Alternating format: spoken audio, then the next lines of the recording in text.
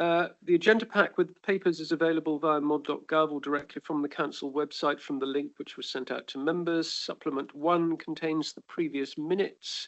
Supplement 2 contains the work plan. When you are invited to speak by me, please could you state clearly who you are for the benefit of anybody who is listening to the meeting so they can identify who is speaking, and please ensure that you use the microphones if you are in the room. I will advise you all that the meeting is being audio recorded by the council. As agendas are now viewed electronically, could members and officers please refer to page numbers from the published agenda pack to assist everyone in finding the appropriate information. And finally, there is no expected fire alarm today, but should this happen, please follow the Democratic Services officers and they will lead the way. So item 1 is apologies for absence. Thank you, Jackson. Thank you, Chair. Good morning, committee. We have received apologies from Councillor Filmer, for whom Councillor Osborne is substituting. Apologies from Councillor Sorton, for whom Councillor Coles is substituting. We've also received apologies from Councillor Ham, for whom Councillor Payne will be substituting. I understand he's running 5 to 10 minutes late, so will be joining us shortly. Thank you very much. So the minutes of the last meeting on the 27th of August have been circulated. May I take them as a true record, please? Thank you. Proposed, seconded. May I see all those in favour? Any against? Any abstentions? Thank you. Approved. Right. Thank you very much.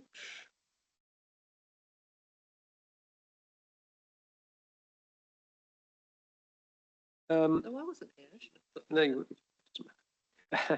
Item 3, declarations of interest. Are there any members who wish to declare any interest, noting that existing declarations, including membership of other councils and the local government pension scheme, have already been recorded? No. Thank you very much.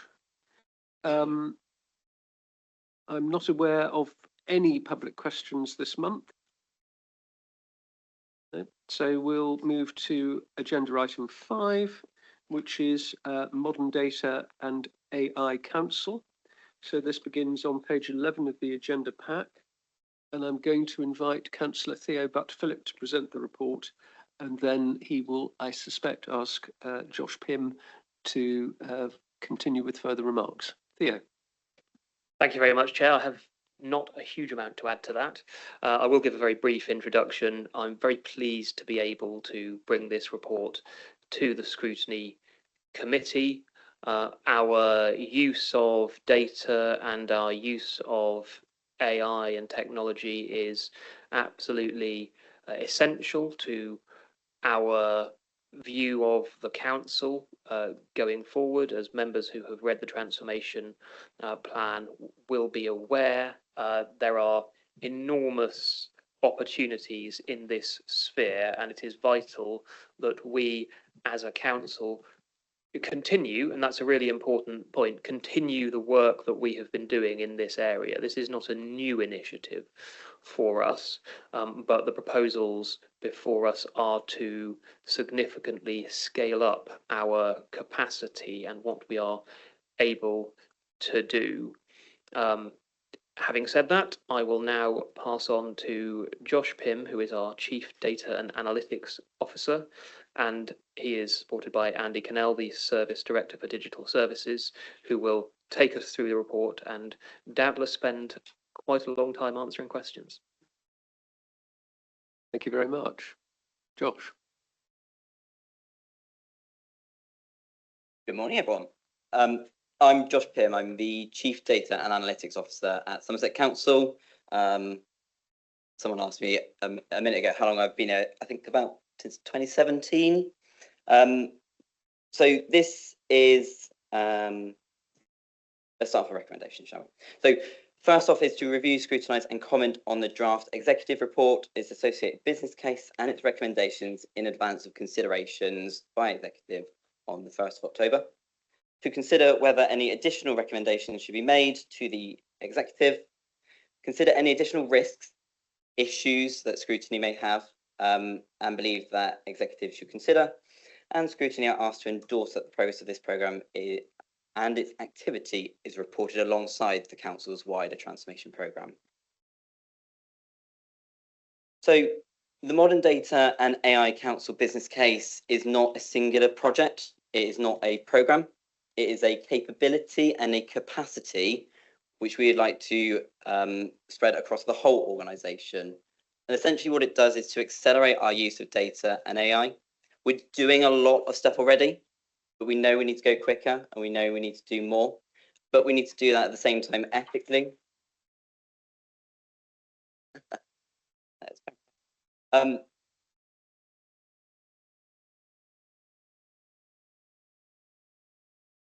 But we know that we Will need to do members this, please make sure that their mobile phones are switched off or are in silent mode, please? Thank you.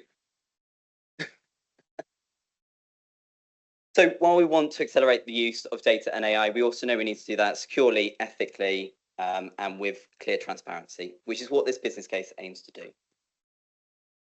Just to kind of pitch where this fits in with the wider phase of transformation. So we've got our service transformation of improving the service delivery, better residents' outcomes, and more sustainable financial council. In order to do that, we know we need to adopt new ways of working. We need to change the way that we do things to do it better and to do it more sustainable. That means service transformation. That means bringing in service redesign and redesigning the way that our services work. In order to do that, we've got our kind of delivery engine of Inspiring Innovation Board and our transformation program, supported by our strategic transformation partner. That provides the governance, enablement, support, as well as prioritization. Underneath that, we have the foundational things that this organization needs to enable that to happen. So ICT, HR, comms, and importantly, data and AI. So how that looks is that it enables us to have a better understanding of what's going on in our services. We've got the tool sets that we can deliver to our services to help and enable them. That supports the delivery engine. They are then able to help with that transformation, that service change, to adopt the ways that we work and to change them. And that moves us towards that improved service delivery as part of phase 2 of the transformation programme. AI generally is that we're moving through three phases. So a phase 1 is where we kind of are now. So we're using Microsoft Copilot and other productivity tools to enable our staff to be more efficient and to help and support them in the work that they do. And that's giving us kind of individualized personal productivity gains. As we move into phase 2, what we'll start to see is human agent teams, where we as humans are integrated with AI and AI is talking amongst itself. We've got specialists that are able to do certain things in certain areas, and we're able to delegate out some of that work to AI. And then as we move into phase 3, it's human-led and agent-operated. We make decisions. Humans always need to be the ones that make the final decision, but all the administrative burden and frustration that sits behind that is what we want to try and alleviate. What we're not doing is absolving our staff members of their delegated responsibilities. We're just trying to make it easier through the use of AI.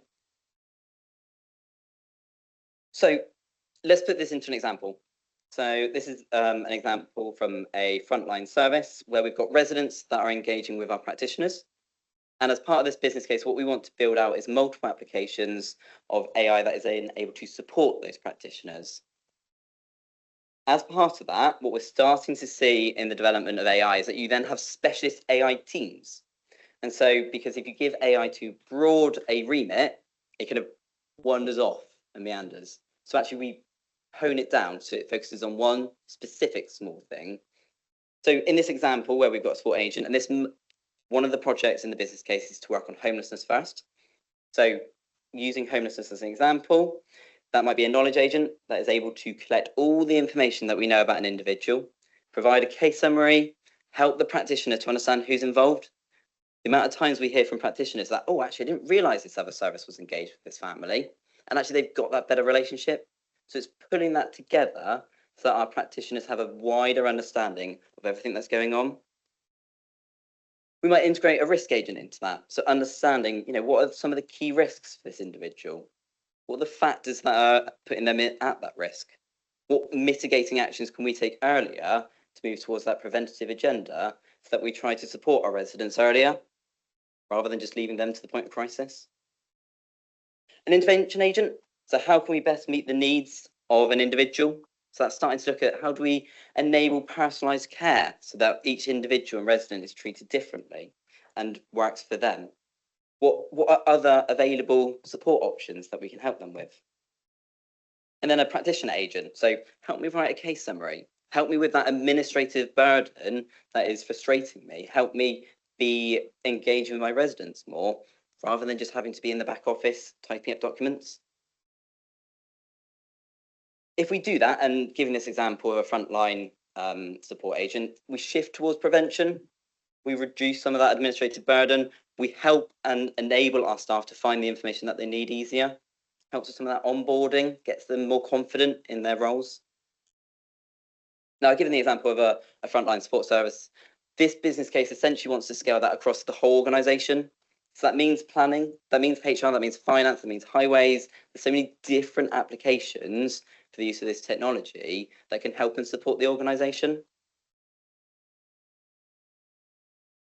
So that's where we're going with AI as part of this business case, but that means that the AI needs a lot of data. We need to be able to understand our residents in a way that we don't currently. As part of that, that means building an enterprise-wide secure data platform so that we bring our information into one place. At the moment, it's dispersed within different case management systems, and those case management systems don't talk to each other. So in this example, we got Dynamics, our finance system, doesn't talk to our adults system, doesn't talk to our planning system.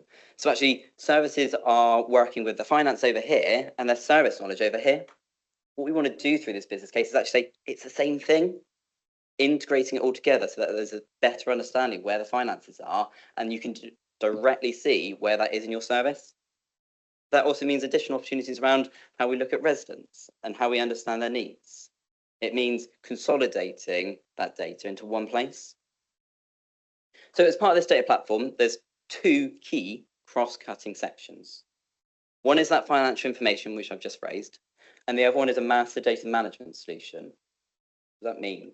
So that's golden record matching. It's identifying a single resident across all the different case management systems we've got. Take an example of transitions. So an individual is engaged, they're kind of 18 or so, they're in children's social care, and they're being supported with their disabilities. As part of that transitions, they're then going to be moving into the adult social care. To that individual, there's no difference. But actually for us on the back end, they're moving between different case management systems. And that means that not that whole picture gets transferred over. So actually, can we collate all that information into one place? And so that there's that seamless transfer between different services. And actually where organizations and different services are engaging with that individual, we can do that holistically. And we can work together across our services to understand a resident so that we do what is best for them. Architecturally, what does that look like? So we've got our line of business systems. That's the ones I just showed you. That's Dynamics. It's our System C for children's. It's your iDocs for planning. All those individual systems that don't talk to each other. We've got our enterprise data. That's Excel, Word, SharePoint, OneDrive. All the stuff we're using day to day. And we've got our partnership data. So linking out to even Somerset Constabulary, Somerset Integrated Care Board, Foundation Trust, all the charities, the faith-based organisations that are out there where we actually want to pool all that data into a single data platform that's secure. On top of that, enable that golden record matching. So now that we've got all that data together, we can understand the individual in the different pieces of data that we've got. We want to enable our services where appropriate, where secure, and where there's a legal basis to access that data themselves. So actually at the moment, if you want to understand what's going on in the service, you have to go through a lengthy process to get the data that you need. We want to enable, where relevant to their staff members' role, quicker access to that data to make really better informed decisions, understanding their residents in a way that they don't currently. and removing some of those biases that we've currently got. That supports our reporting, our insights, the higher level insights that we're gaining. And then finally, our AI and data science that sits on top of that. All of that protected via security, governance, and ethics. So as part of this business case, there's kind of 5 key steps in this. One is to bring data into the data platform. One is to create golden records on top of that. Enable that access back out to our services where appropriate, where relevant, so that they can make informed decisions. Secure self-server access.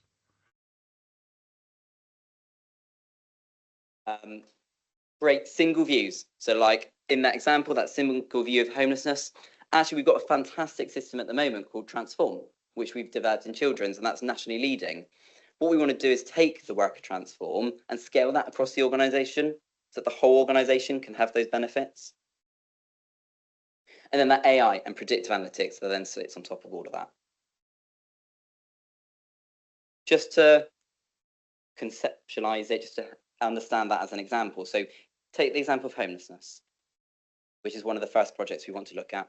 We will bring in debt data, employment, economic prosperity, link out to local and national data sets. So where we've got examples like Bridgewater, where house prices have increased because of Hinkley Point, actually that's pricing individuals out. How can we better understand that? Link out to organisations and housing associations around evictions. Bring all that data in, cleanse it, ensure quality of that data. Identify the single individuals across all that data. And then create a single view of homelessness that we can provide to our practitioners so that they can then go and help and support our residents in a more informed way. They've got that understanding. And it also enables us to have better understanding around forecasting. You know, financially, what's the impact of this? How much are costs going to increase? How much are costs going to reduce? And that we have a more informed position of that as part of budget setting. And then finally, predictive risk scoring and the homeless support agent that then pulls that all together. So all of that is really intuitively accessible to staff. As part of this, we're proposing that we work in a holistic manner. So what we don't want to do is just drop a piece of technology into a service and drop it and run. Actually, what needs to happen in order for the organisation to reap the benefits of this is to change and adopt to that. It's part of that cultural piece. We need the culture to sit around our technology and to change our processes. So working with service redesign as part of that whole picture, so that together we can create a project team that works through all these projects across the whole organisation to change the way we do things and to bring technology alongside as a supporting enabler of that. In terms of timeframes, initially starting with a mobilisation and foundational section. So there is a significant amount of recruitment as part of the business case. Begin the process of that, coming up with a recruitment strategy with HR, which we have begun. Starting to build out some of the initial golden record matching and bringing in some of the initial data sets. Moving through into the new year, complete adult social care migration and start to look at the initial products that are coming out of the homelessness project. As we move through into April, start to release some of those frontline tools. That's going to be that cultural piece, that service redesign. How do we embed that part of the change management to enable staff to adopt the new ways of working? And then finally, how do we then scale this across the organisation? What are the priorities for us to then deliver in the future? In terms of costs, it's spread out over 3 financial years. That enables us to recruit to 2-year fixed term contracts, which provides additional flexibility. Predominantly, most of the costs are around these 5 roles. So data engineers bring data into the data platform. They ensure security. They ensure data quality. Our data scientists around predictive and machine learning tools, and how do we do that ethically? AI engineers to create the AI interface that enables practitioners to then engage with that data in a meaningful way that they haven't before. That service redesign piece of how do we change the service as part of this. And then finally, information governance. So we need to ensure that we're doing this legally, ethically, and securely. And so resources are allocated as part of the business case to ensure that we've got appropriate officer scrutiny of that. In terms of governance, there'll be individual, and we call them crews. I'm not going to get too much into the detail of it, but essentially teams, you kind of think of a single one function. Actually, we call them crews because they're multidisciplinary. We're bringing in multiple different skill sets to work on a project, and that will be managed by a delivery board. That links out to our new data ethics peer group, which we've established. And then in terms of formal governance, out to our AI and data governance board, chaired by our Caldecott Guardian and exec officers, the Inspiring Innovation Board, and then to update as per transformation plan updates as the recommendation. We also link in to a significant number of national peer groups as well. The Local Gov Collaboration AI subgroup, Andy chairs, and we are regularly presenting at that. As part of this, we're being really open with other councils in our approach, so that they can scrutinise it as well on a technical basis, which we anticipate will provide additional robustness. We are advocating as part of this, not the in-house build, but the in Somerset build. So in Somerset, we are nationally leading in a lot of this, and we have been for quite a while. We've got established skills within the organisation that are nationally leading, and they are driving forwards the agenda nationally. So we've got those skills. What we need through this business case is capacity to scale that further. We're already doing a lot of this. We need to do more. We need to do it faster. We need to do it securely. By doing it in Somerset, we are able to respond to the organisation's needs. As our priorities will change over the coming phase 2 transformation plan, we're going to change our priorities of what we need this to focus on. We need a solution which enables us to not have to go through procurement to change it. We've got that in-house. We've got that in Somerset. We can adapt to those priority changes as needed. We know this is going to be across the whole council. We want this capability to enable every part of the council in a way that is very difficult to do in a different way. We want to provide sovereignty. This is Somerset's data. We want to do this in Somerset. We want to have that sovereignty over our own data, that control. We can then ensure that security. We think this is the most cost-effective method by doing this in Somerset. But that's also not to say that where there is a great product or a different option, that we won't consider that sitting alongside this programme of work. So that is an overview. Hope I haven't taken too long, but any questions? Thank you very much, okay. Mr. Pym. Yeah, lots of questions coming up. Councillor Coles was the first one that caught my eye. Thank you very much. I think this is an absolutely fascinating a project. I could absolutely see the worth of it. Dave. The problem is when it meets the public, or the public meet it. We have an ageing population in Somerset, which are, not all of them are computer literate. Not all of them have a computer. So we need to find some way of getting them to access this, be that the library or a job club or some other method by which they can talk to somebody to help them get through and get onto the platform and to use it properly.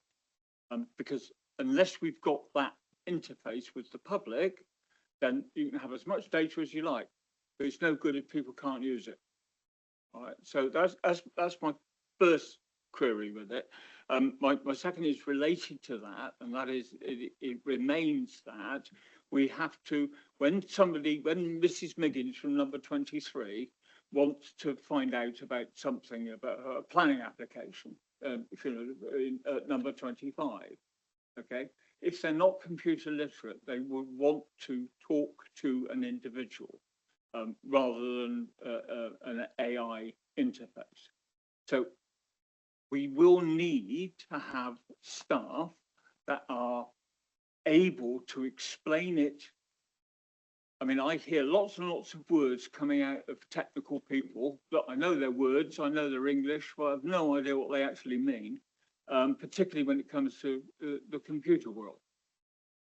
So we need to be very careful that the one thing we're trying to avoid because we're trying to include everybody. It's that we actually exclude the very people that we're trying to help. And I wonder how we're going to do that if it's all AI robotic. Yeah, thank you for your question. I read an interesting article last night, actually, kind of on this point, and it was around how it was around the channel shift to digital and actually channel shifting individuals to digital. And I found it really interesting. The perspective was actually, we don't want to try and channel shift people. What we want to do is make our digital accessibility to end residents so great that it's not just we're channel shifting them because that's easier for us, it's easier for the residents. Now, that's not to say that there are some residents who will not be able to engage with some of this because they don't have that digital accessibility. And so we have got a digital accessibility team as part of the council who are engaging with this as well, so that we can help understand those residents that aren't able to. And let's be very clear, what we're not doing is getting rid of people. You know, we're still going to have our contact centre. It's still going to be staffed by humans. It's still going to have that human touch at the end.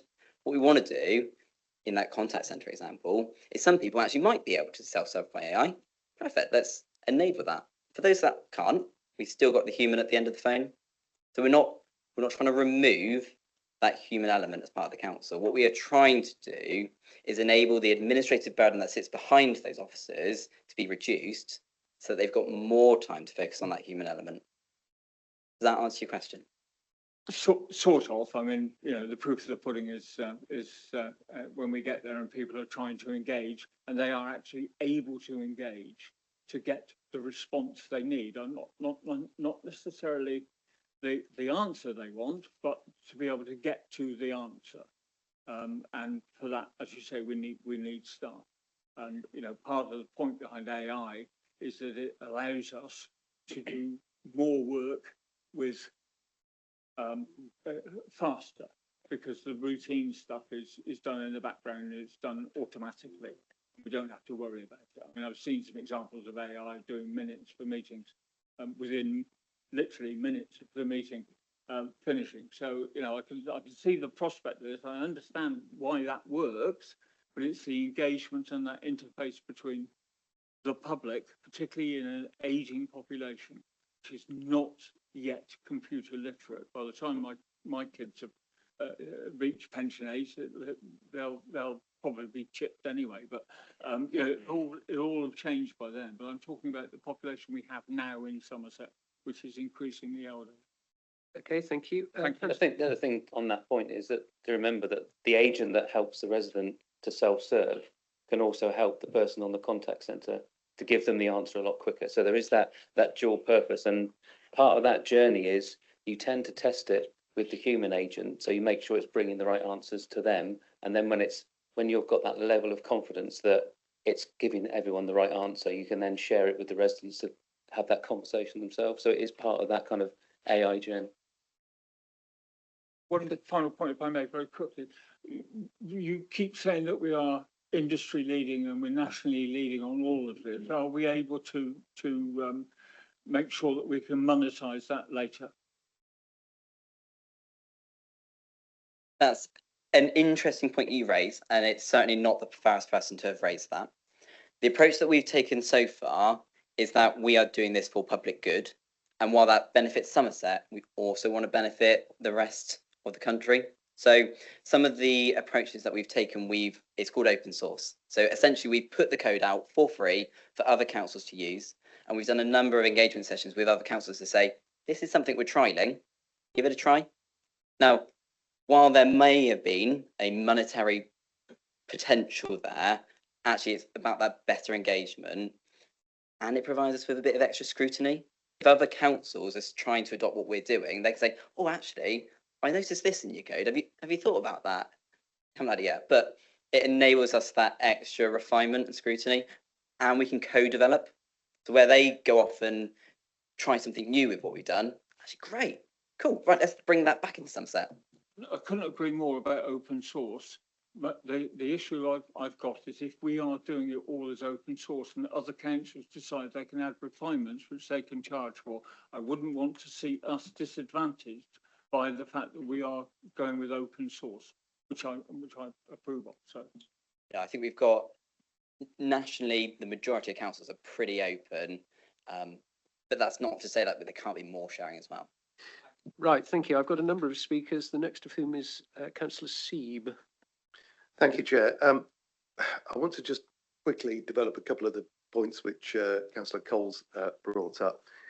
I think as a public-facing document, the presentation probably ought to be talking in plain language rather than council language, and governance and security, for example, given the points about confidence in this, probably ought to be privacy, security and access. These are the same constructs, just expressed in more appropriate language for understanding. And I'm also interested that the document and the presentation don't seem to have covered the area of using AI and logic and knowledge engines to actually devise code for the systems of record, hard coded systems. I found that to be extremely useful, actually producing macros around systems so you don't end up with woolly logic from something you don't understand in the box. It's actually been produced based upon a knowledge of software production, but it still remains a good old-fashioned system of record with code. That doesn't seem to have been covered. I am reassured to see you're starting with the systems of record and looking to actually create a golden record set from that. I didn't detect in this document, and I think it's absolutely a key bit, is the data cleansing, correction and maintenance of the knowledge set, the golden record. Very often you will have to go back and split a record because it turns out it was two different people who happen to share the same name in the same town, and at some stage the computers assumed. That hidden assumption problem is writ large, and so what you really need to be building is a separate set of AI that checks to identify assumptions that are being made, to identify loose ends that need to be resolved, and you need to positively resolve them, and the human being needs to be in that. And that whole effort, in my experience, is quite large because it involves the known unknowns rather than the matches. It's the mismatches. The indices in the golden record. One of the things which AI can hide is those assumptions. We have a very clear, there is an individual. That person can change name, they can change address, they can change gender, they can change the way they wish to be addressed. Those are separate from the matter of identifying the individual. And one of the difficulties we have at the moment in our absent a golden record is, for example, mismatches that in, for example, address databases, the post office and the unique property reference number system is a record and an index. However, individuals living in the house may call it something else. They may have a name that they use for their house which is not on the gazetteer. They may have written it down differently in the registration for postal votes, or indeed in the electoral register, and that doesn't change the fact that we've got to tie to a single point at some stage. There is only the one property and the one set of individuals in the property, and making sure that those multiple ways of address people as they wish to be addressed, that's an opportunity, but it wasn't clear that that's what you meant by the golden record. It felt like you were matching what's in agreement, rather than respecting the fact that some people agree to disagree. And finally, just two worries I have around particularly large language model use, where there are so many hidden assumptions in the interpretation. When we contract out with a company to provide a service, you do see a change in behaviour. There are risks of, we've got two contractors who need who are in the chain of events, and they blame each other, or they blame the council, or the council blames them, and it's just not my problem. They made the mistake. I'm concerned that we might see that when we start using the AI, that you rely on it, and if it gets it wrong, it's its fault. That is a worry for me. And I also worry about skills fade. At the moment, we are in a position to check, because we have very experienced individuals with many tens of years of local government experience that they can apply to a problem, and they will know what's wrong, and they can see what's wrong, and they can advise the analysts that this is where the AI is getting it wrong, and then the analysts can go and correct the model. My concern is that experience will be lost over time as greater reliance for operations and for interactions is automated in the human-led AI operated model. We lose that operation, the experience of the transactions, if you like, where the dirt comes up. And I think we should recognise that, and we should probably be really wary about identifying it. And making a record of corrections, because ultimately we want another AI to go and learn the same way that senior officers and managerial staff within the council have over their many years of earlier experience as operatives. Right, you don't have to check me. I've got it all. The two key things I think the takeaways for the context of this meeting are I think the presentation needs to cover the issue of data cleansing and correction better, and the privacy, security and access issue needs to be covered better when this paper goes to the exec. So just to draw your attention to, I don't know if you've heard of Transform, which is in children. So that uses record matching already. So we've done that for over 5 years. So we've got quite a long experience in that area, and you've raised some really relevant points around mismatching, and data quality is certainly one of those things that we constantly have to iterate on. Our kind of general process for data quality is go back to the source. There's no point us correcting it downstream. Actually, if someone's typed it into the system wrong, we need to go update the system, because that reflects back to practitioners, and it also makes it much easier for us. The approach for golden record matching that we are recommending we take is through an open source solution from the Ministry of Justice. We've already adopted that, and we've trialed it against our existing processes. It works well. So it's not using AI. It's a more, maybe traditional is the wrong word, but it's a probabilistic matching system. Maybe you've heard of it. What we've done is then packaged around that, because while that provides us the ability to technically and probabilistically match individuals, we need to then package around that around name changes, where we've got individuals who are non-binary, where people get married and their surnames change and address changes. So we've built out a lot of that already. That's not to say that it's going to get it 100% right. That's where scrutiny from humans is still really important in that process. What we're really clear is that feedback loops are a key part of this. We need really quick feedback loops, so that where practitioners or residents tell us we are wrong in that, we can alter it really quickly, and that we're making it really easy for humans to spot those issues. And on human scrutiny, so what we're also really clear on is that, and I think I mentioned it beforehand, officers, we are not reducing their level of responsibility. No piece of work that comes out of the council is an AI piece. Every piece needs to be scrutinised by a human before it is released. And ultimately, if it's wrong, that is an issue of that staff member. That's where we need that training piece. That's where cultural change is really important, so that we ensure we're picking up where it has gone wrong.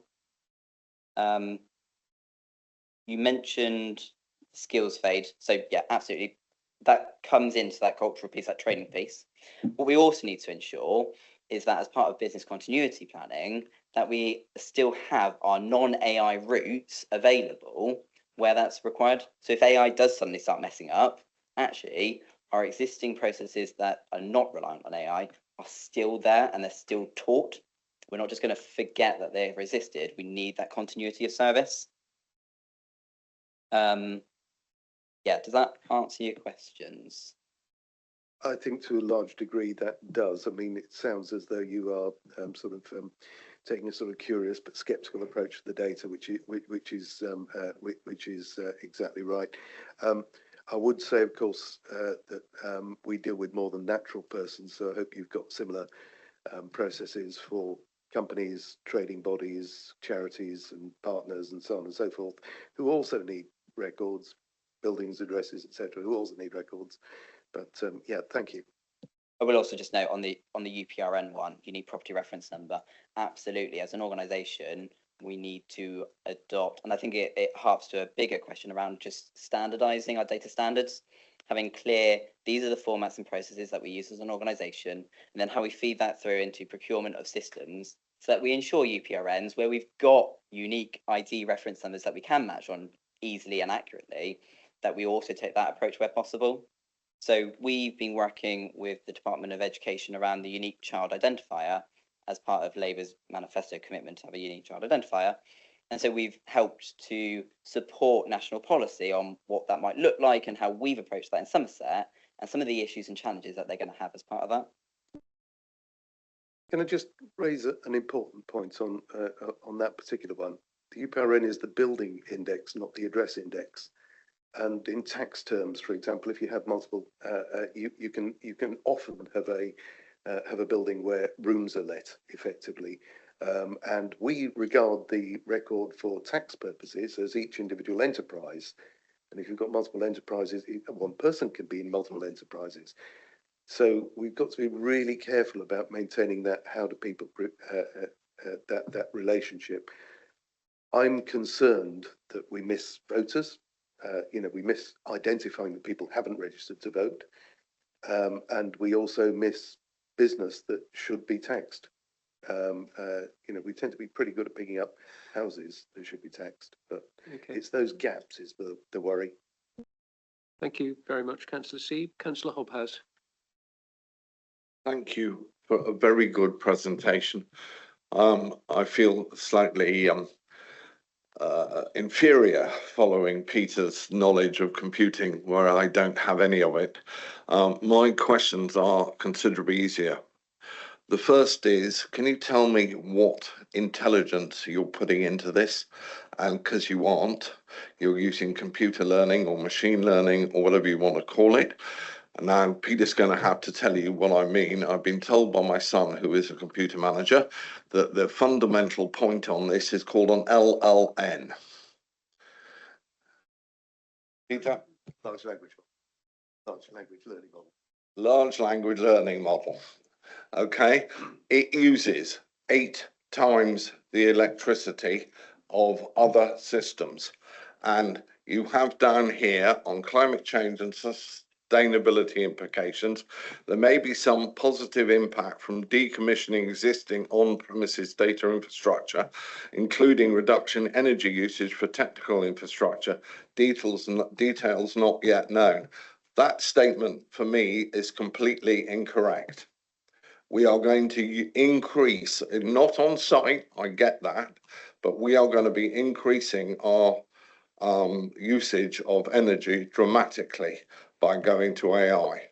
And I think that needs to be acknowledged. And I think that we need to actually understand how, if we're going to stay within our going carbon neutral by 2030, whenever we voted for it, that we need to be looking at how we actually offset that particular problem. Yeah, I completely agree. So we need to ensure that we are working towards a sustainable council that's sustainable both financially, but also through the climate. So the main provider for a lot of this is through Microsoft. They're pledged to become carbon neutral by 2030, which they are on track to do. We're also able to monitor and track our use of so as part of the suite of tools that we have, we're able to track our usage of carbon footprint as part of this. So we can monitor that as we go through. what we can also do is right size that technology. So you mentioned 8 times. Actually, that will vary depending on different approaches. Some of the use cases that are smaller and require less processing, actually we can right size that, so we can use smaller models that are more efficient. That's both on a climate efficiency but also a cost efficiency. And for those bigger processing, yeah, we might need to use those bigger models. Also, as part of our device refresh, a lot of our laptops are coming out with new processors. That means that the processing of computational LLMs can be done on the laptop itself. Now, I would admit that then obviously offsets that onto the national grid, but it does mean that we're not so reliant on massive, large data centers. And also it enables our staff who don't have access to internet, if they're out in West Somerset or whatever, to be able to run it on their own laptops as well. So they're not reliant on that internet connection link. Thank you. That's number one, if that's all right, Mr. Chairman.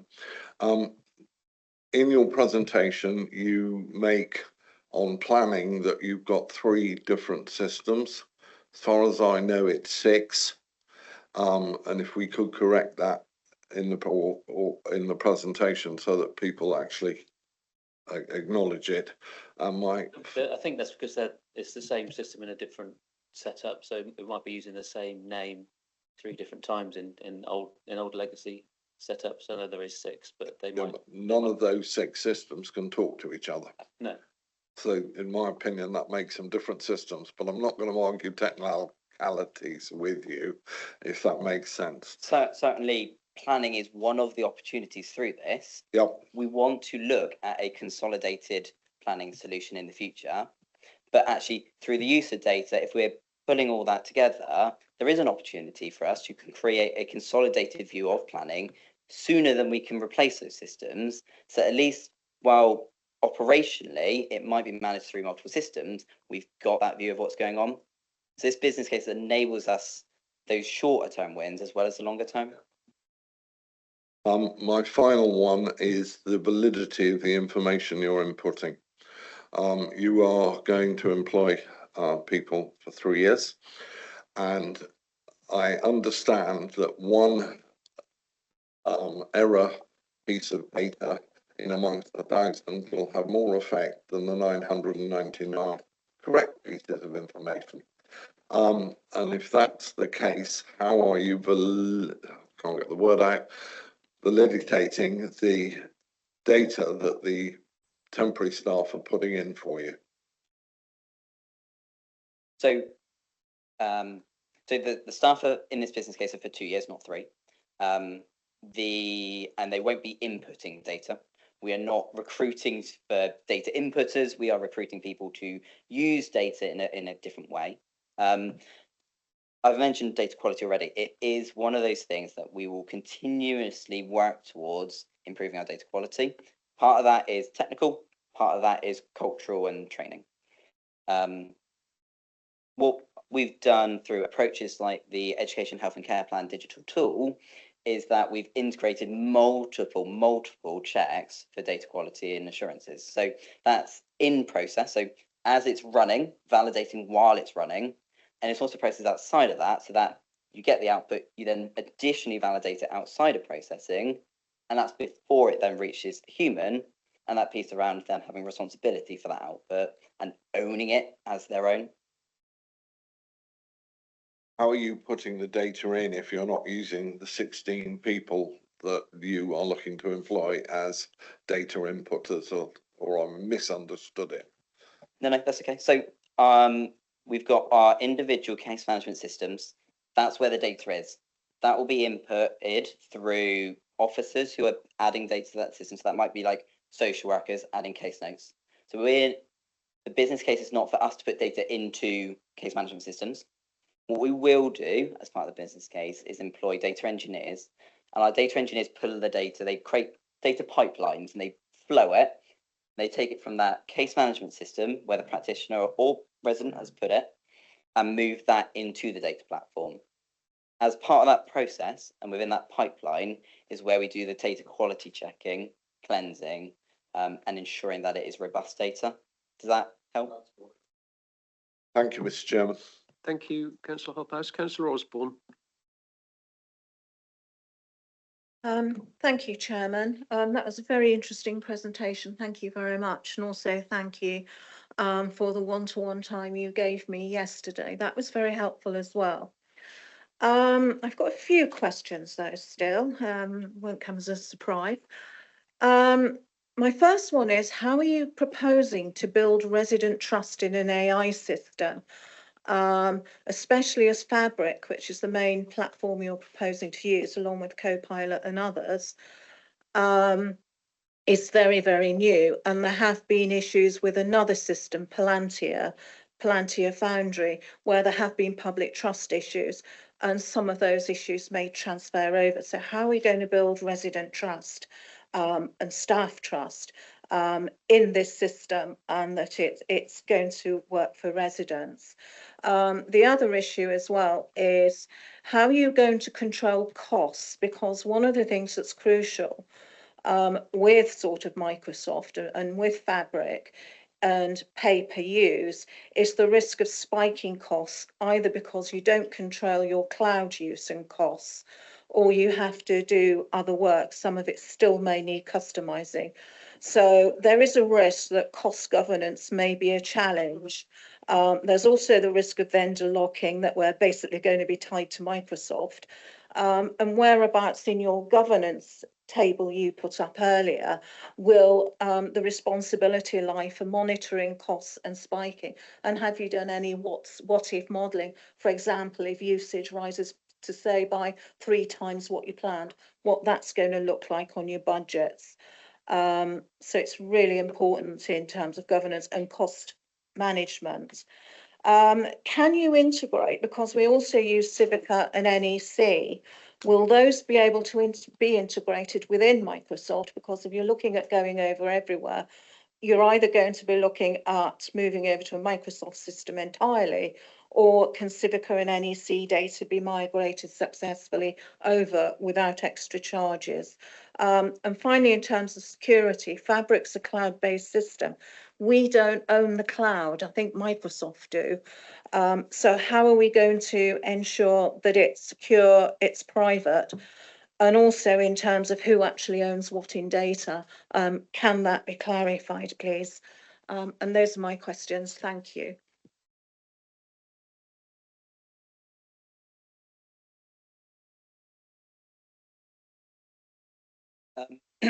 So we will, as part of this, be utilising Microsoft Fabric. So Microsoft Fabric is a data and AI platform provided by Microsoft. We have, I don't know when we moved over to Azure. So we've used Microsoft Azure for a significant length of time. Essentially, Fabric is a front face interface to Azure, which we've been using for quite a significant amount of time. What Fabric enables us to do, and what we learned through doing a pilot back in April 24, if I remember rightly, was that Fabric provides a front end interface that is much more collaborative. What we learned is that our data engineers, our key technical staff that work on this, they're about 15 to 20% faster in Fabric because it's more integrated. They were able to collaborate against different specialisms. So where we've got engineers and data scientists and AI engineers, actually they were able to collaborate a lot more on projects because Fabric enables that. That means that our projects run smoother, they run faster. So for us, Fabric is the right tool for the job. Now, that's not to say that Fabric is quite new, and you could certainly call it a maturing product. As part of that, the way that Microsoft releases their products is incrementally through different kind of rings. So most stuff is in general availability, which means it's being tested by Microsoft, validated and approved, and it's ready for any member of the public to use. That is predominantly what we build our production stuff out of. So while Fabric is maturing around the outskirts, the core functionality, everything we need, is available to us as part of Fabric. On cost control, this business case is about providing a foundational enabler for service transformation. So this business case will have some licensing costs associated with it. It's not going to save ICT money by doing this. What it will do is enable the rest of the organisation and our services to transform themselves. That's where the return on investment from this business case is. It's through changing the way that our services work, enabled through better use of data and AI. So that's where the benefits will come from, not directly from this business case, but this business case is a foundational enabler to that. Yeah. The other thing, as Josh said, we've been working with the cloud for many years now, and we have got a team that monitors the cost of running it. So one of the first lessons is, as you said, it's very easy to get spikes or to get set up at the wrong settings. That means your costs go higher than you expected. So we've got a very mature monitoring system that will understand the exact cost of each one of these things, and Microsoft provide that data to us, and we've got the expertise in analysing that data. And we were having a conversation about things happening in our management meeting yesterday. So it is on our agenda. And the other thing to remember is that with Fabric, it's costed slightly differently. So you buy a chunk of processing power, and if you go over it, you then start to get less performance, or you have to go to the next level. So it has got some inbuilt protection in there as well. So we've got what's in the Microsoft protection, so you can't spend more than you've already signed up for. Plus, we're monitoring those other bits that are pay as you go, just to make sure there isn't anything going wrong, because we have had things go wrong in the past. So we've got to learn from that. All right. Just come back on that. So the bottom line is there's no sort of rate of return in terms of presented in the other transformation case, because this is an enabler project, but you're anticipating that savings, whether through managed demand or demand avoidance, will come through in service redesign. Have you any indication or any targets as to what sort of savings you'd be seeing in the future? Mr. Heafy to come in. Thank you, Councillor Osborne, for the question. Yeah, when we look at the return on investment, we're looking at the programme as a whole. The programme will be made up of a range of projects, some of which, like this, will be enablers, i.e. they'll enable other things to happen, and by themselves they won't have a rate of return. Others, therefore, will have a greater rate of return than the 3 to 1 we're looking for. They might have a 4 or 5 to 1 return. So we look at the programme overall over the life of the medium-term financial plan. That's how we measure it. So I'm confident that the work we've seen here that Josh and Andy are proposing is a fundamental transformer then for the rest of the organisation. In a positive sense, it will enable huge things like predictive analytics to take place, so we can start to predict demand and think about how we manage demand and how we manage supply, not just in the homelessness area, but across adult social care, across children's, and indeed in Chris's area as well. It will also enable us to work together to find other solutions. So I've worked with councils where we've used that, and this was a while ago, where we've used those algorithms to identify correctly, as the councillor was saying, that J Smith, Jenny Smith, Mrs J Smith is one in the same person. And councils have used it, for instance, to look at where people are claiming single person discounts on council tax and actually claiming for a 2-person housing benefit somewhere else. And therefore defrauding the system. So it has both positive and negative benefits, but the ability to generate all this data together, to pull it all in one place, is the catalyst for many, many of the transformation projects that we're talking about. Thank you very much. Okay. Yes, that's fine for now, but I would be interested in how we're going to sort of build the residents' trust in this, because is there a risk as well that if residents are not happy with the outcome of assessments that have gone through this process, you could see a rise in complaints, and you could see a rise in people going to the Ombudsman and the extra costing of that. So I know that other local authorities are on similar programmes. I think Barking and Dagenham are, and I think they reckon they've saved around 2 million, or one of the authorities has. Is there any information out there in terms of, have local authorities that have gone down this route, have they seen an increase in complaints because people are not happy or they don't trust AI? And has there been any sort of spike in terms of complaints going to the Ombudsman and also the outcomes? Is there more chance that the Ombudsman will find in favour of the authority Mr. rather Heafy? than the resident? Mr. Heafy? Josh or Andy may be able to answer that question better than I, but what I would say is most authorities are going down the AI route now for the reasons that we are. We're ahead in some areas where we've been recognised for the work we've done.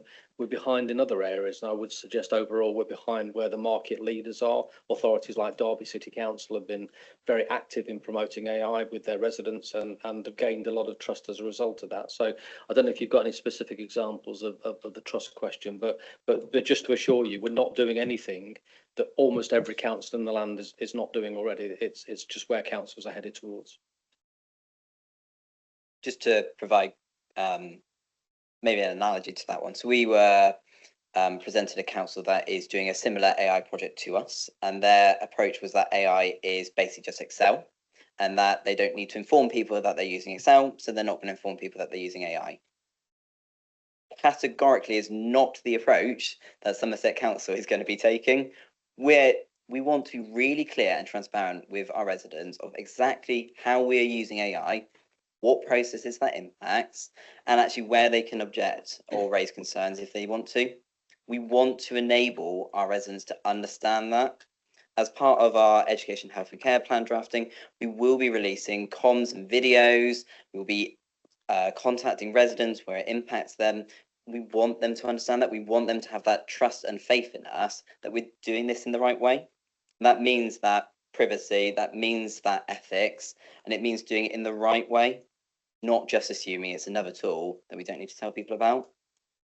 Yeah, and the same with the magic notes, which is meeting transcriptions in children's social care and moving into adults. We have taken our residents on that journey. We create a lot of information to explain it in their language as to what we're doing, how we're keeping their data secure, what risk we're avoiding, and you know, I think it's still early days to see what is the kind of longer term impact of challenges on output of AI.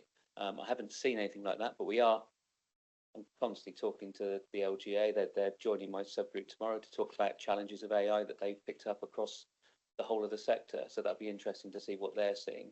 So I think it's still, whilst we're ahead and behind, as Clive said, as a thing, AI is so changeable and so new. I don't think we've seen those longer term impacts or what those challenges would be in any kind of great form. And just to reinforce the point that the human is always in the loop. If there's if we do see, and I don't think we will, but if we did see an increase in residents complaining about this, that is a failing of our human in the loop process. Ultimately, every single thing that comes out of this council needs to be validated and scrutinised by a human, and it is their name on the document, not AI's. Right, thank you very much. We'll move on. We've got another 6 members wishing to speak who have indicated so far. The next of whom is Councillor Stanton. Thank you, Mr. Chairman. I did have 6 questions. You've answered 2.5 of them. This is very impressive. I think we're very lucky to have Josh and Andy, and it's good to hear we're leading the way. One of my questions was going to be about that. It strikes me that one of the risks is that you both get headhunted. So I hope the attractions of carnival and trampolining keep you in Somerset, Josh. I had a look at your profile on LinkedIn earlier on. You did join in 2017. The first thing I'm intrigued by is this word agentic or agentic. How do you pronounce it? Where do you put the stress? Agentic. Agentic, right. I was intrigued that you didn't use the term when you were speaking, even though it's all over the place in the document. I looked it up. It's not in the OED. It's not in Merriam-Webster dictionaries. If you look it up on Wikipedia, there's a very sensible definition relating to the whole computing and AI thing. But if you ask ChatGPT, it thinks it's something to do with psychology. So I think that just illustrates the situation.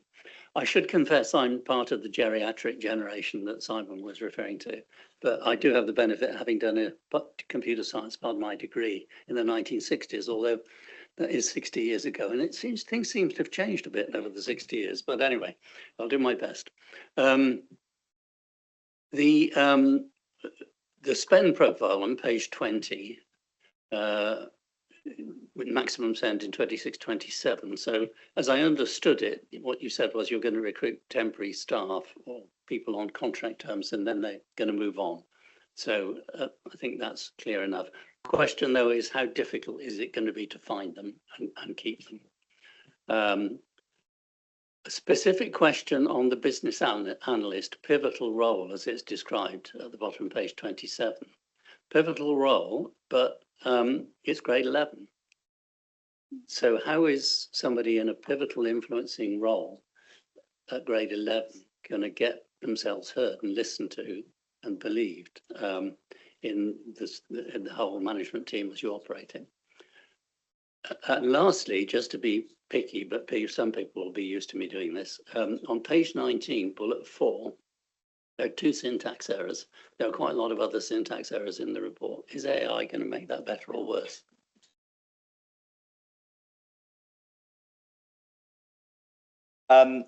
So agentic AI,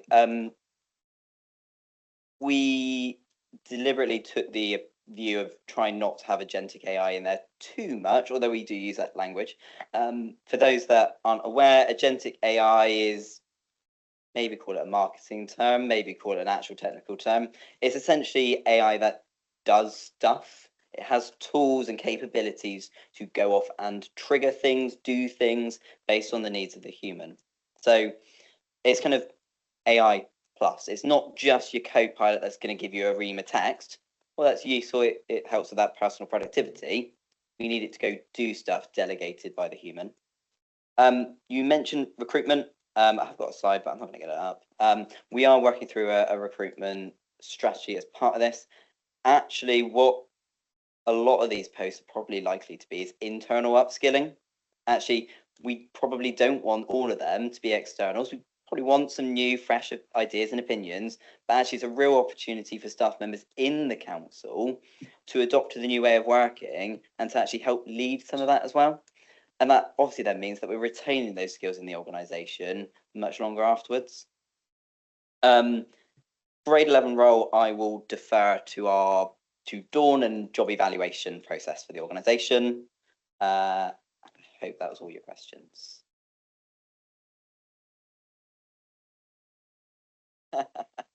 My writing is awful, so all the syntax errors are most definitely mine, not AI's. Thank you very much.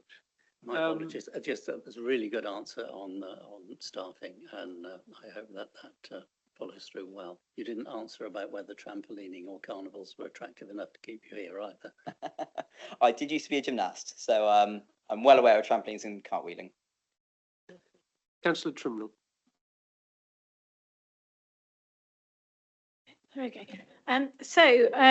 Mike, I reckon you looked over my shoulder and thought I was going to ask about recruiting. I'm sure you didn't, because I wrote it down quite late. But it occurred to me, I had originally I'd had a question about the fluctuation on page 21, the fluctuation of the amounts of pay, but I guess that's reflective of a few months' work in this year, a full year's worth of work, and then a little bit less work the following year. And it had occurred to me, well, how are you going to get people into these posts? Now, if you're going to attract people from within the council to these posts, then obviously we need to make sure that we can recruit the people who disappear from one role into another. So I think we do need to be mindful of that. So another point that I wanted to make, so I don't have any, even remotely, I can't even pretend to ask some clever questions because I just don't understand AI. It's not I don't understand it, I just don't, I'm not computer I don't have interest in it. But things like on page 36 where it said focused hackathon, and I thought, oh my word, what even is that? And I it's those kind of things that put people like me off. But my questions centre really, obviously the recruitment's gone, but around the overall costs, because there was something about redacted files, and there's something that's been invented in-house to avoid that, and it will cost less than £2 per file. So I wanted to know about those kind of costs, because I don't know how many of those kinds of files we're dealing with. So we've got this sort of £1.56 million price tag for that, which is going to be over the next 2 years. Well, it's 3 calendar years, but bits of, so overall 3 2. financial years, but staff members for 2 years, but obviously it spans across 3 financial Yeah. So, so I suppose what happens after that? Where is the budget for the ongoing costs if we decide to carry it on? Would be my first overall question. And what is the sort of the cost that you anticipate in addition to the money that you've budgeted, and where would that come from? I presume it's like a revenue cost, but have we got the money for it? I noticed that there seemed to be an awful lot of high risk areas. I wasn't sure about the LI and the RAG. I couldn't remember what each was, and we've probably been told it at many meetings and I forget every time. And so I do apologise if you could explain those. But we've got some here, failure to implement the enterprise data platform is high, severe and red. I mean, that sounds as bad as it can get. Is there a higher level than severe, or is major higher than severe?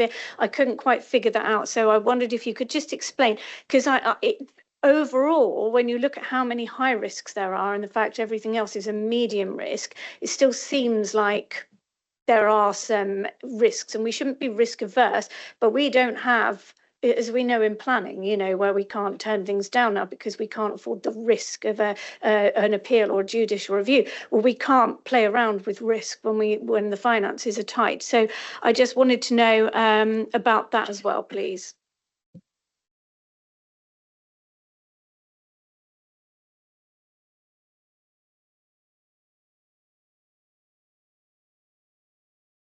So I did mention upskilling internal candidates. We absolutely will prioritise that where there are the right people and where they've got that opportunity to grow. And that might mean that for some people it's a really good career development opportunity for existing staff members. Speaking with HR, we can do stuff around the promotion of the role. So how we push it out there, is it just through our website? Can we do some paid advertisements on social media platforms to get that engagement where needed, and any talent search? And I think it gets lost, the point around the amount of flexibility we as a council afford our employees. That's really valued in a way that it's really hard to reflect that with purely salary basis. And we do, we are nationally leading in some of this, and that's an opportunity for individuals to join us along with that journey. We had, we did some recruitment literally last week, and we had some of the candidates said, yeah, I've seen you at some of the different forums that we're doing. I'm really excited to come and work for Somerset, because they see us in that position where we're really trailblazing this. And that's exciting. It's exciting for me. It's exciting for people who want to join the organisation. So it's worth not losing the focus on that one. Just add to that. The other thing, we are recruiting at the moment in a different area, and one of the candidates had looked us up, and the fact that we're using AI in cybersecurity, and he wasn't in his current role, was attractive for him. And so he's coming from Surrey to move down to Somerset to be part of that organisation as well. So people are aware of what we're doing and how that it can advance their career. And there is a big shift within data engineers and data scientists. They've got big transferable skills in the AI arena. And because we are looking at that, we are an attractive proposition. So I think that is going to help us get those people in. Just if I might, I didn't mean to sound at all negative about it. I have seen, or I've had described to me, the benefits of how we can use it for prevention of homelessness and things. So I'm not being negative, but all I'm saying, I'm sort of looking at a bigger picture and saying, if I was looking at that and thinking, well, is it going to go beyond that 27, 28 period? Do I want to upshift and move down here just to find that the role goes because it didn't work, or because, do you see what I mean? And I'm not saying it won't work either, but the risks as well are slightly concerning. Yeah, just running through the list of stuff you mentioned. You mentioned hackathon. Just sticking with recruitment for a second, hackathons are intense days where people we've literally done one in this room of congregating all of our technical staff in one room and saying, here's the challenge for today. We're going to all go into different teams, self-organize yourselves, work out what you need to do. Here's the challenge we're trying to solve today. Go off, and we're just going to focus today on this one thing. And it means we accelerate that single-use thing very fast. Also, it's that upskilling, it's that engagement with staff members between each other, it's that communication. So hackathons are, for technical people, really exciting things because they're quite fun.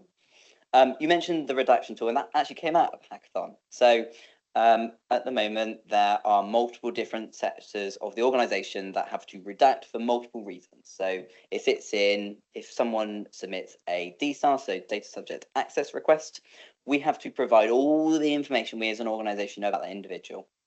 Now, as part of that, I mean, with humans, they've interacted with other people as well. So we have to then redact that information about other people.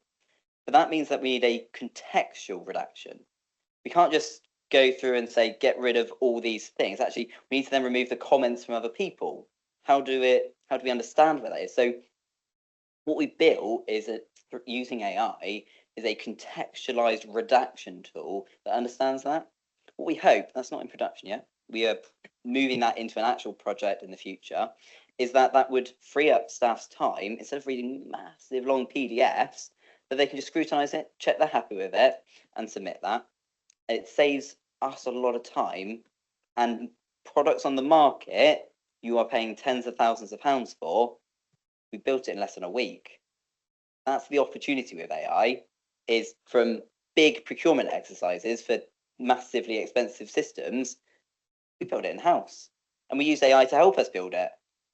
So that there's that real opportunity, and that's where that, coming back to costs, that's where that return on investment comes from.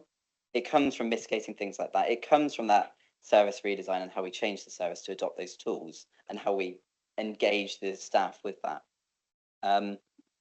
As part of the business case, one of the roles that is included, I think, was it you or someone else? Sorry, we're getting lost now. Was a business analyst. So it is really critical. It is critical, although it is a grade 11. The business analyst is there to help us engage with the service and understand their requirements, what is needed, so that the technology fits the use case and the use case fits the technology. But it's also there as an evaluation piece. Because actually what we need to do is you keep asking me, what's the ROI on this, Josh? You know, we don't know. It's really hard to be able to model this at the moment because it's so new. We're moving into an area where we haven't been before. So we need that knowledge base of ROI ability. So that's part of the business case, is for the business analyst to come alongside us and say, actually, here's how we change the service. This is the impact to residents. This is how we improve the service. This is the financial background of it. Here's the money we saved.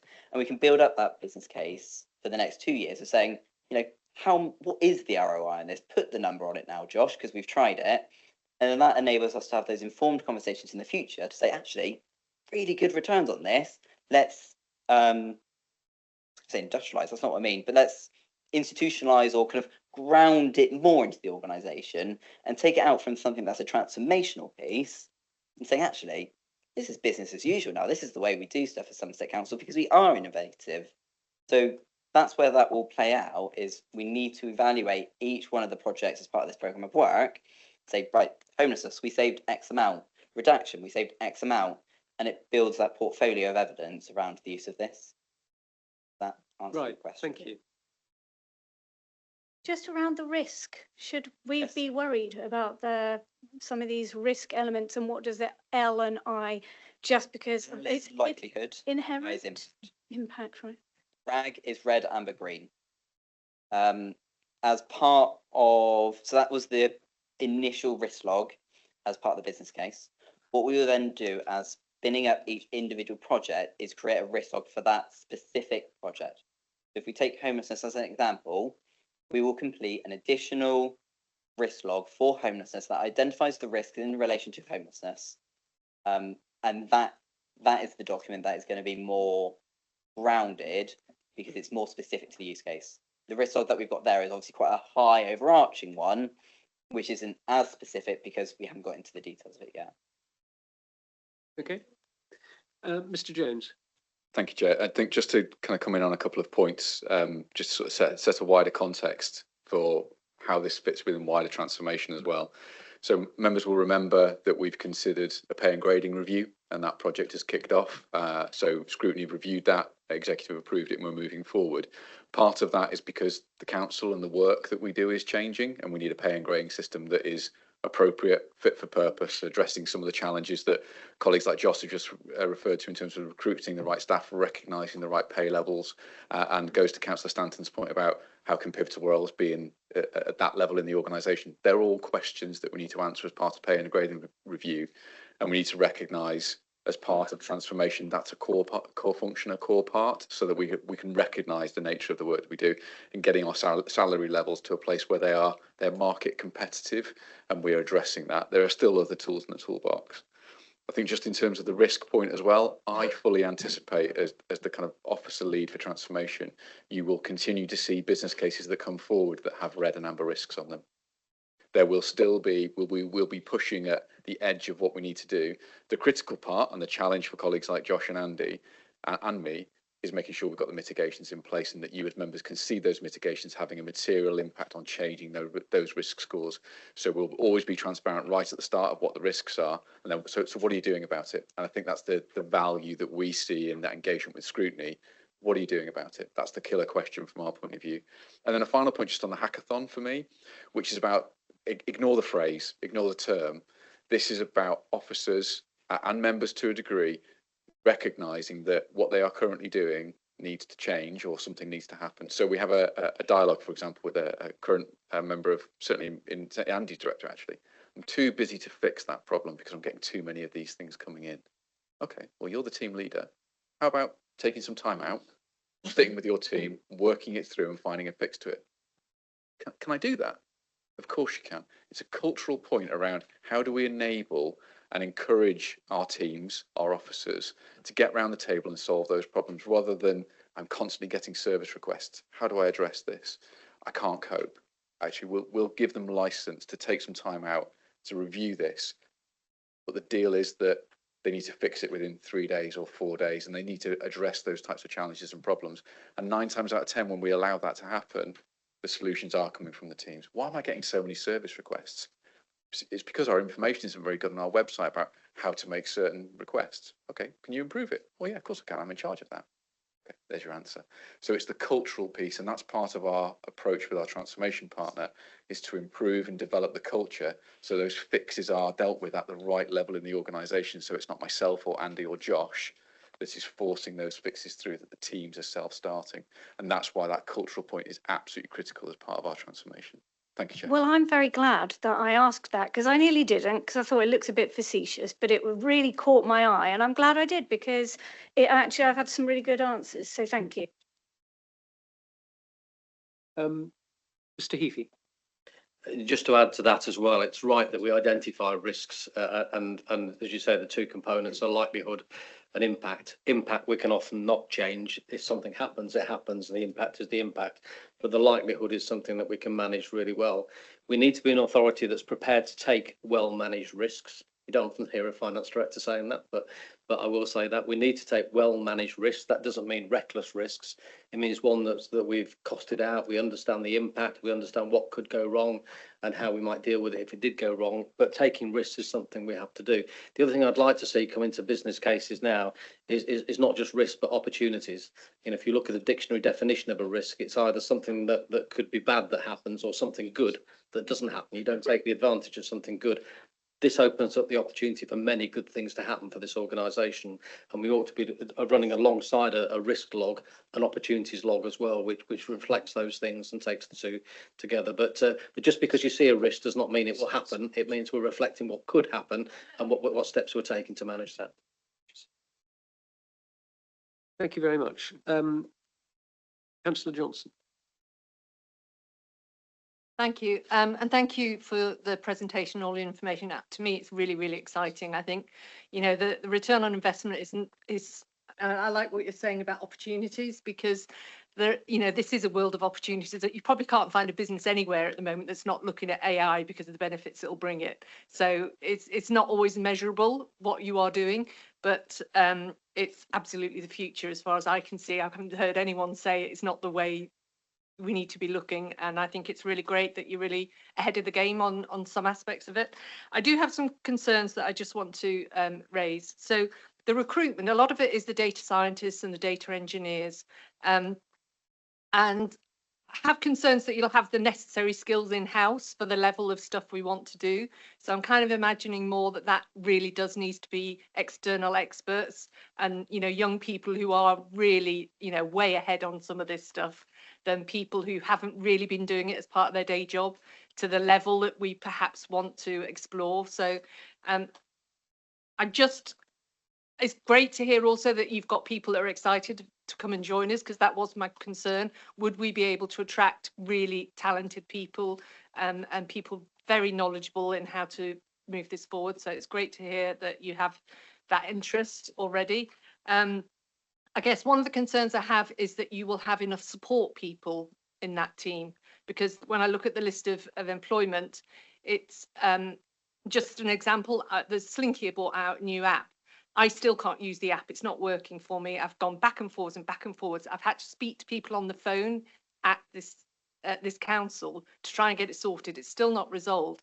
It's taken me 10 attempts to get the phone answered, because they are being inundated with calls and they haven't got enough people to answer the questions that have come up by introducing this app. So it's that experience for me just flags up how important it is to have the right support staff available to answer queries for members working in the council as well as residents outside.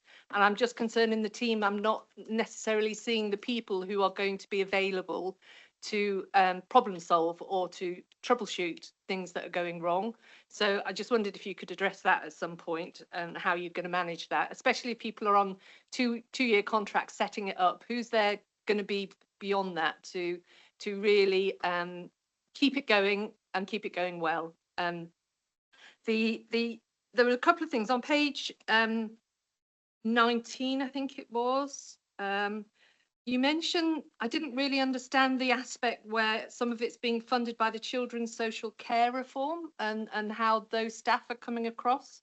I just wondered if you can explain that a bit more in detail, because I didn't quite see the connection there. So that would be helpful. Working with the outside partners, people like the ICB, how is that going to work in terms of data protection? I don't quite understand how we're going to integrate all the information we have from outside partners with individual companies' data protections and how that works. So a bit of explanation, that would be helpful. And how have we prioritised what we're looking to use this within the council? So you've talked about the adult social care, homeless work that you're going to be doing initially. How have we chosen the priorities that we are looking at to where we're going to use AI? Was there anything else? I think that probably covers it. But no, ongoing training with staff, I suppose, that whole sort of softer side of how you are going to implement this well within the council. How are staff going to be trained? Do you have any trainers that you're going to have as part of your team? The extra capacity you're asking of staff concerns me slightly. You know, if they've got to do a lot of work to implement or set this up, is that going to be a big ask of people who are already experiencing quite challenging work situations? But yeah, it's the support side of it, it's the training that I just really like some further and enhanced knowledge on. Just before we start, Josh is never going to say this, but Josh and his team are very, very good, and they're very knowledgeable. And you know, people outside of the council talk to them about how do you set things up, how are you doing things. So there is a very good skill set within his team that's going to set the scene for this, and the ability to bring on the new people and transfer those skills in that. So I think Josh would never admit he's very good, but he is. The team is very good. Yeah, and one of the challenges we have is if we shout too much about how good our people are, they get headhunted. You know, we grew an AI lead a year ago, and Microsoft headhunted in January. So there is all that there's that slight risk that if we shout too much about how well we're doing, we won't be doing so well because we need to replace some of the people. But yeah, we've got the lure of trampolining, haven't we, Josh, to keep this up? Just on that, sorry, just to check then that you've got an amazing team already from the sound of it to have even got to where you've got to is fantastic. But the new people you'd be looking for, would you be looking for new skills or would you be looking for the kind of skills you've already got but in greater numbers? Yes, this business case is not about doing something or not doing something. We're going to do something with the existing team. Some of them are funded by the Children's Transformation Grant, which is where the Transform system comes in. So we have staff that are funded to carry on working on the Transform system as part of Children's Social Care Reform. What we're saying is that's a really good approach. Why are we not taking that approach across the whole council? Instead of a single view of a child, single view of a resident. So the additional staff that we'll be bringing in is to provide capacity. We have the capability to deliver a lot of this. What we don't have is enough staff members to be able to deliver this at scale and at pace in the way that this organisation needs. On the partner working bit, so we work, again, I'm going to use the example of Transform actually. So Transform brings in data from Avon and Somerset Constabulary. We set up information sharing agreements with the police to enable us to transfer that data to us to understand criminality in our individuals. We've engaged with the National Probation Service to be able to bring that data in. We engage with housing associations. We literally wrote the book on data sharing in the public sector with the Department of Education. So we have designed a national data sharing template and guidance for setting up this type of sharing, which we consulted, because they can't approve, but we consulted with the ICO on, and they made quite a few revisions to ensure that we're really aligned, so the Information Commissioner's Office, so that we're doing this in a legal way and we know what piece of legislation we're able to process this data under. So we can do all that partner sharing. Actually, a lot of people talk about the risk of sharing data. And personally, I think it's the opposite. What is the risk of not sharing this data? And you can go read all the case reviews of death after death, bad mistreatment of children, adults, and individuals, because organisations just did not talk. They did not share that data. And that literally resulted in physical harm or death. So yes, we do need to ensure that we're doing this legally. We need to ensure we're doing this right. We're being transparent with residents with how we process their data. But absolutely, we can do this because the governance enables us to, and it's the right thing to do. It is the right thing to do to share that data, even if it makes us feel uncomfortable. Prioritise what gets looked at is, I think, a conversation for exec and CLT. So we've gone through so our corporate leadership team, including service directors and exec directors. As part of them approving this, they signed up that if we do this project in their area, they need to enable staff to work with us. There's no point us beavering away technologically and delivering something that they then say, well, that doesn't really help me, does it? You know, we need that co-design. And that will require resources from services to engage with. But there's also that piece around what do we need to stop doing? You know, we are not in the position we are in because we are in the position we're in because of some of the process that we do. And some of those do need to stop, and some of those do need to be reprioritized back onto transformation and ensuring that our services are delivered efficiently. So you're saying that the executive leadership team have determined which aspects you are looking to use AI for?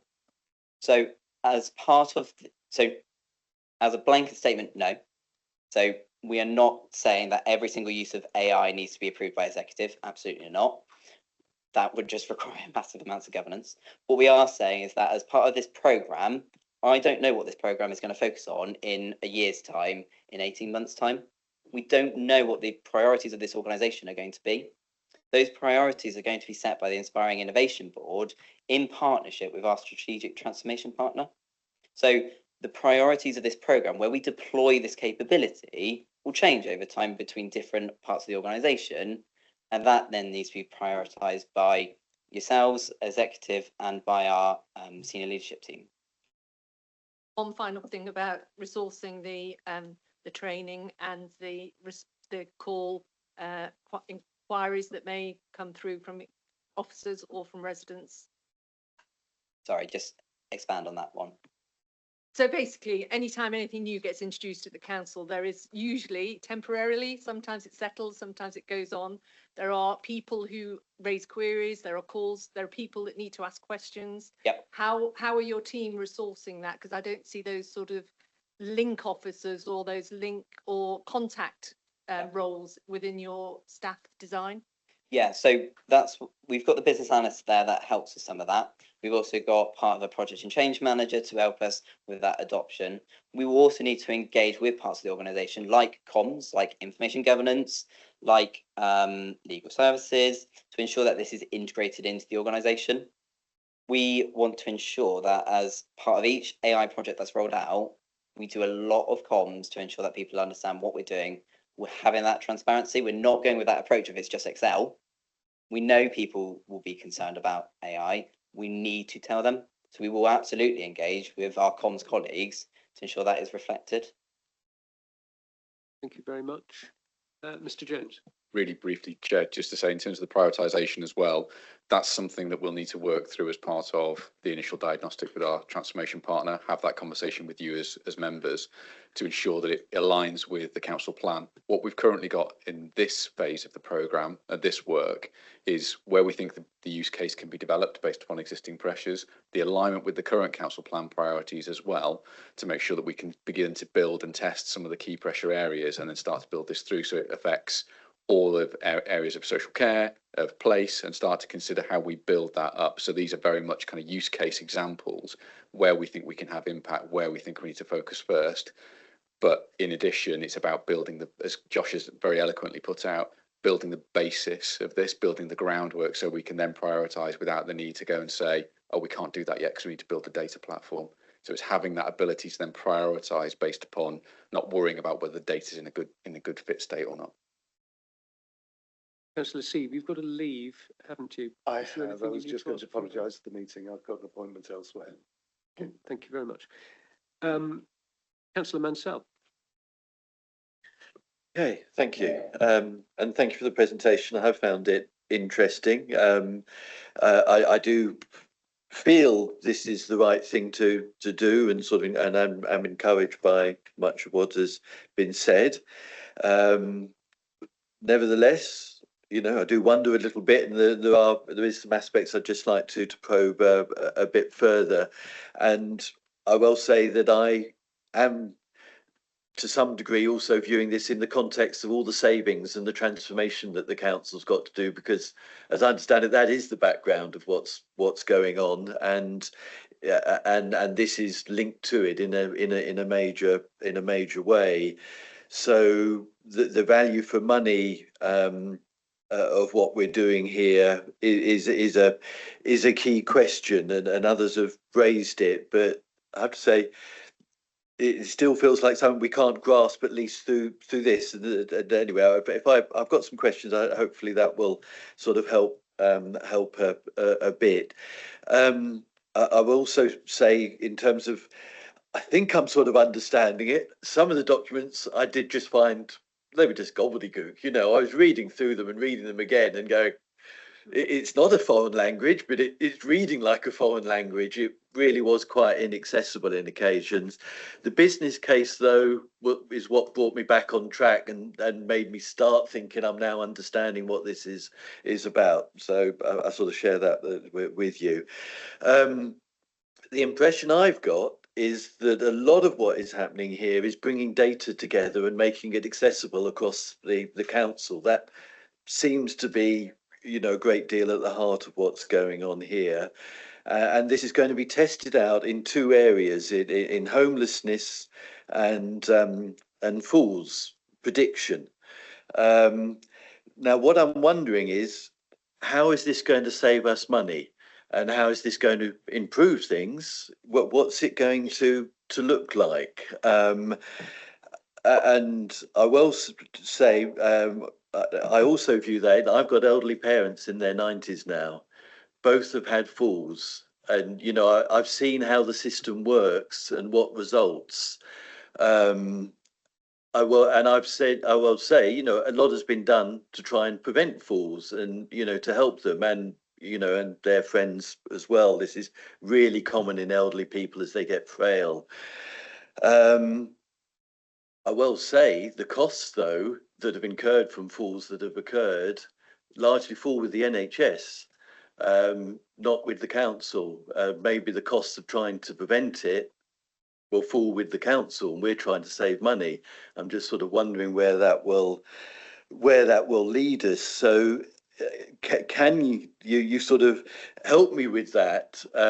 You know, how will this save the council money? The other thing I can't help but wonder is what are our processes like at the moment if they're not doing this already? You know, you know, how bad are things? From what I've seen, there are processes in place to avoid this. So, you know, how is this going to change it? How's it going to improve it? So there's that, and then to finish off, and again, partly checking my understanding of how this goes. So we've sort of got this program of work underway. Am I right to understand it focuses on these two areas where it introduces the systems, applies those systems to these two examples, but actually that's as far as it takes us for our £1.5 million if it all works.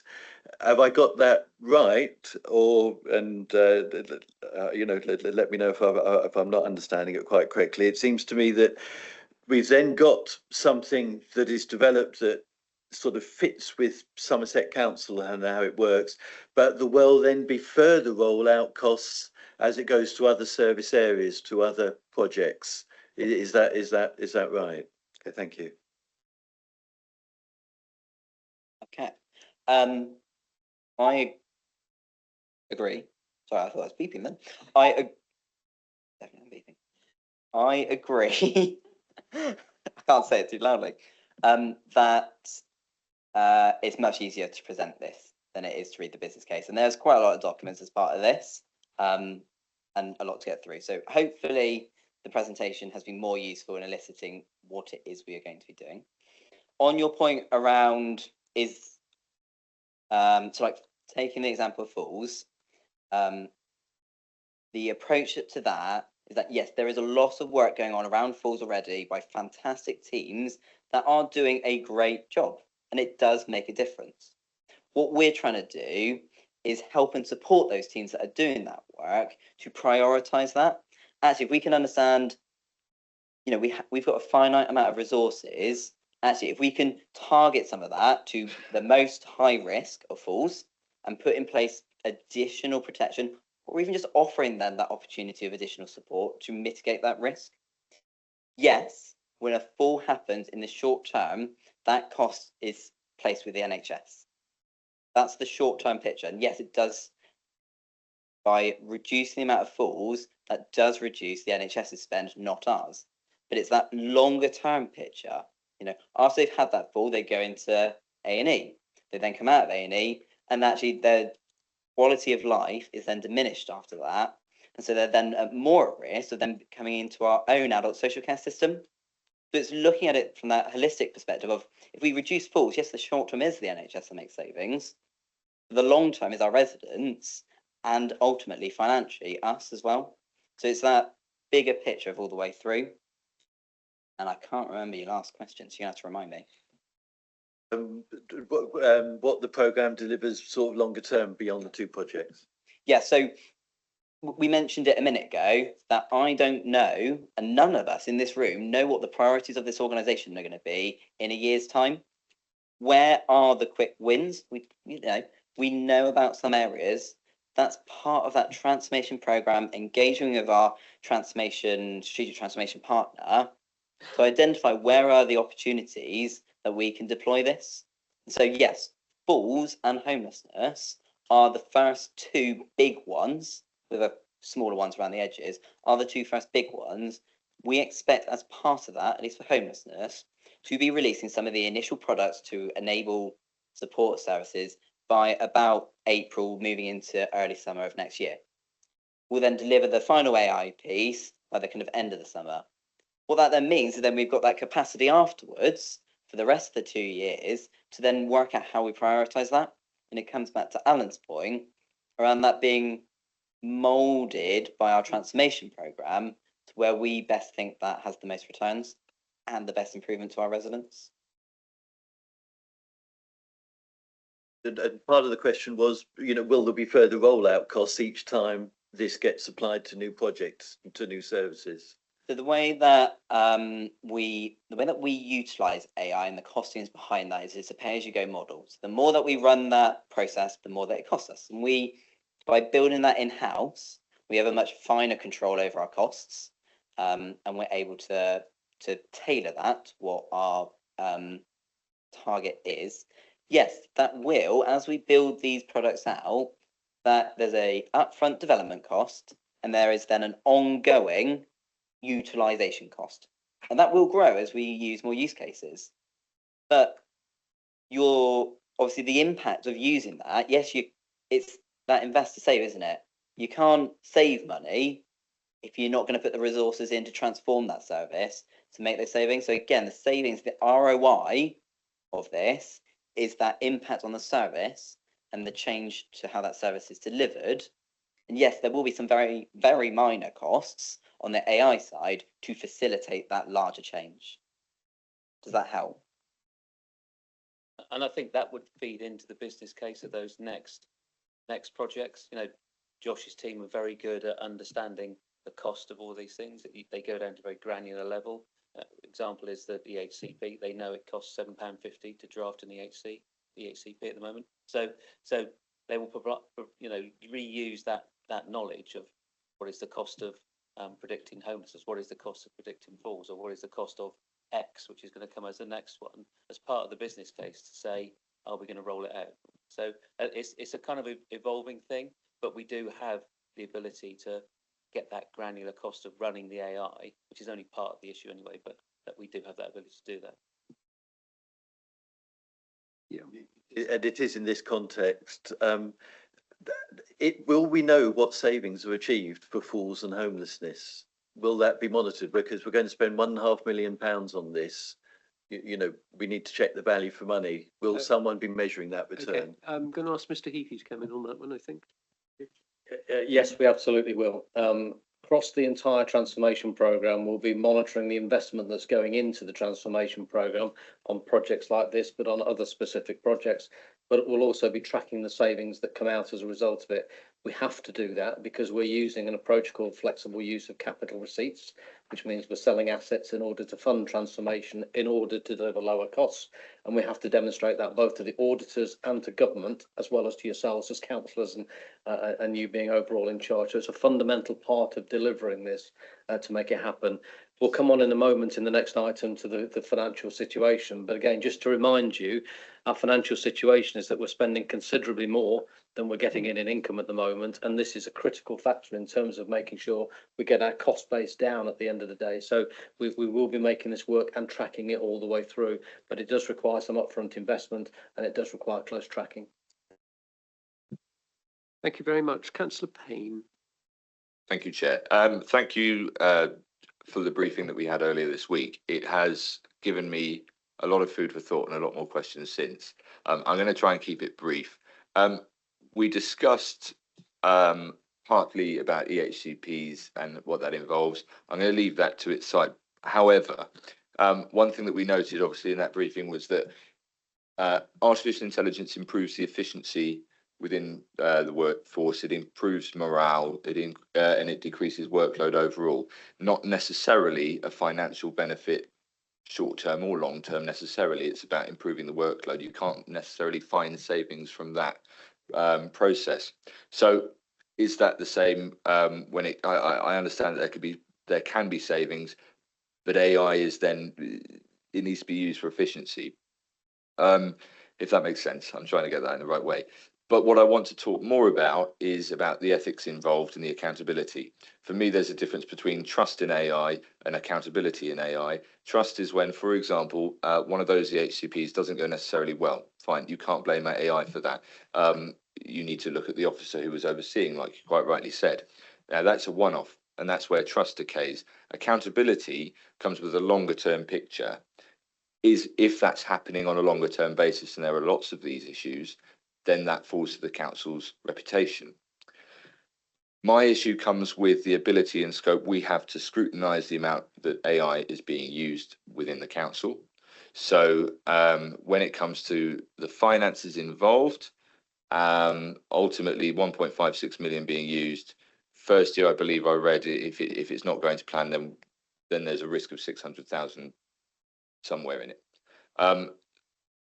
Those financial implications fall to us, and we take the hit as a council, and the councillors who are elected, we get the blame for that from residents. So I think there needs to be some scrutiny of it. I suggested and put forward the motion to have a task and finish group for councillors to be able to scrutinise AI interdepartmentally. We then withdrew that, or I withdrew that on the basis that it wasn't the right mechanism by which to scrutinise AI use. So therefore, the recommendation that we came up with is quarterly reporting of AI interdepartmentally. So the other thing that I would like to ask is whether or not we can have some kind of artificial intelligence usage tracker. In that, obviously, if I were to post something online, it would have to have an AI tag on it. Is there a log that we can make of where artificial intelligence has been used in any council decisions or processes? For example, just a log of EHCPs that have been, how many EHCPs have been aided by artificial intelligence, things like that. And excuse me.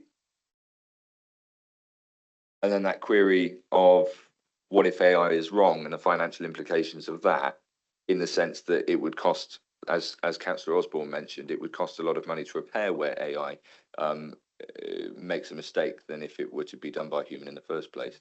So a few thoughts, a couple of ideas in sense of recommendation, and I might come back depending on what you say.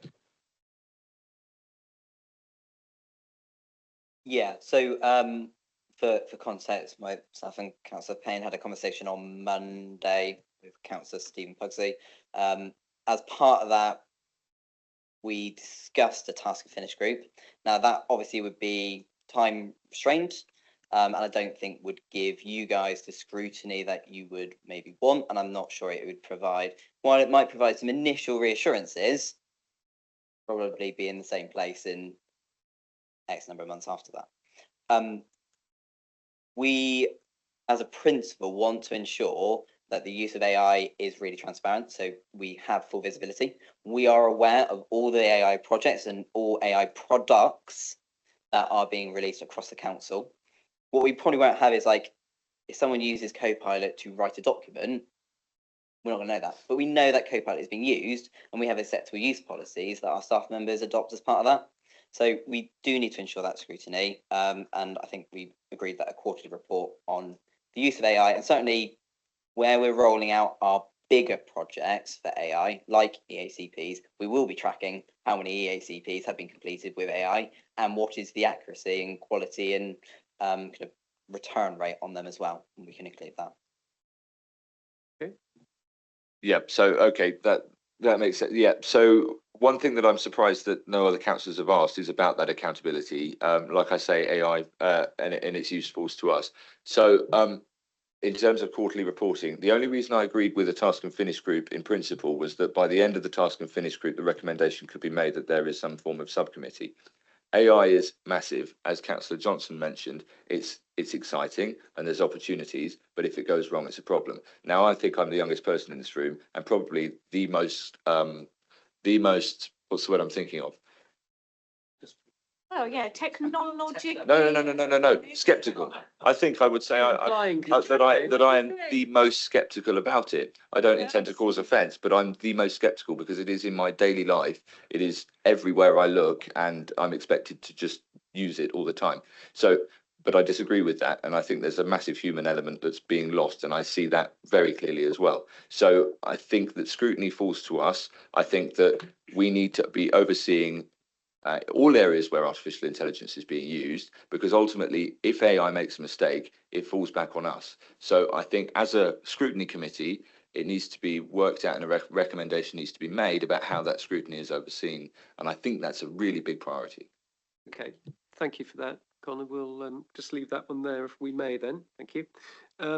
Councillor Osborne, you've got to leave in a minute, so you've got a quick question. Yes, I have a very quick question. And also, I would certainly, if I was able to stay, I would certainly second Councillor Payne's proposal that we do have a quarterly update report on this, because it is fundamentally important.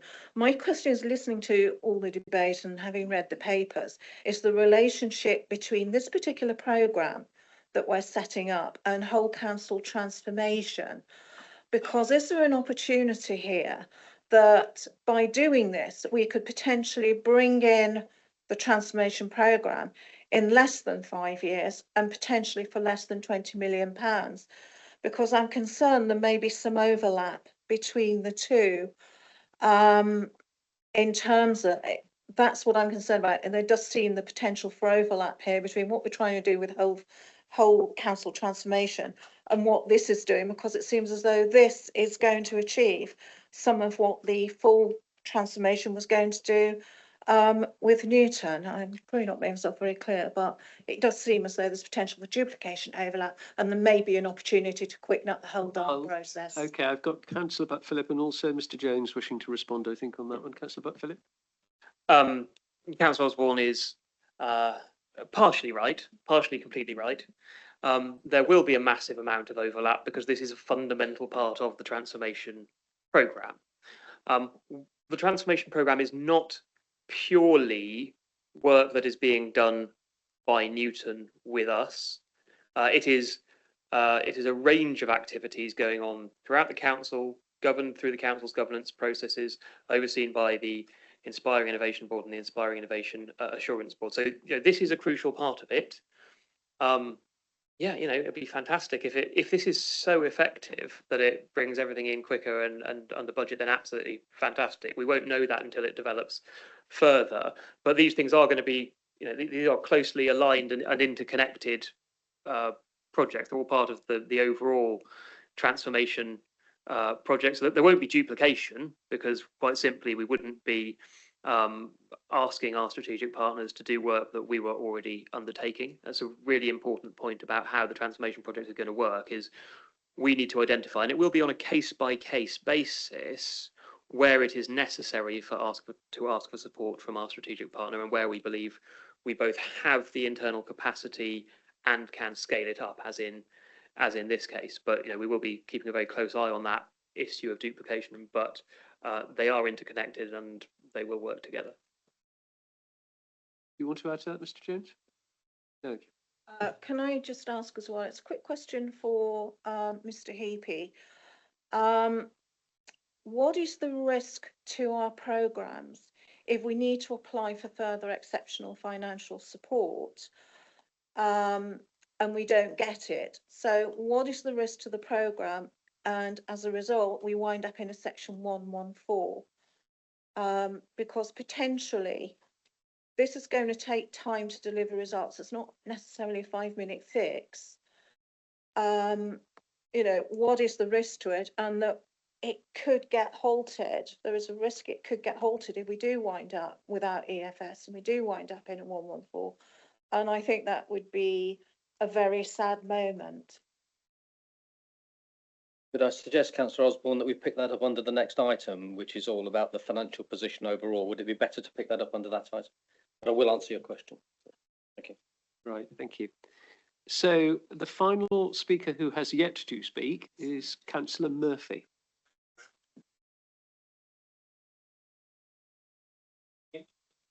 How could you forget me?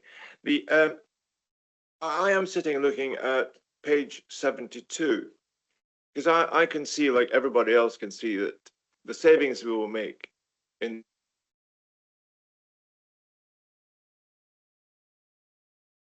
employees, or standard employees, shall we call them, with agents or agentics, if you want to call them that. And it's quite clear on this thing. You have 3 phases: phase 1, phase 2, phase 3. And I'm quite interested. My question really is one of the questions is, what is your vision for the future with AI when trained? Because what we are seeing here, and we're really missing the point, I think, is if you look at that page, you'll see on the first bit, it says phase 1, human with assistant. Every employee has an AI assistant. So that's ideal. Everybody will be trained in AI and be able to use it. Then we come to phase 2. Agents join teams as digital colleagues, taking on specific tasks. Let me just press that. Specific tasks at human direction. Still, we're in the human, what I call it, area. We've got human beings there all the time. Then we get to phase 3, which is where we start really making savings. Humans set direction and agents execute business processes and workflows, checking in as needed.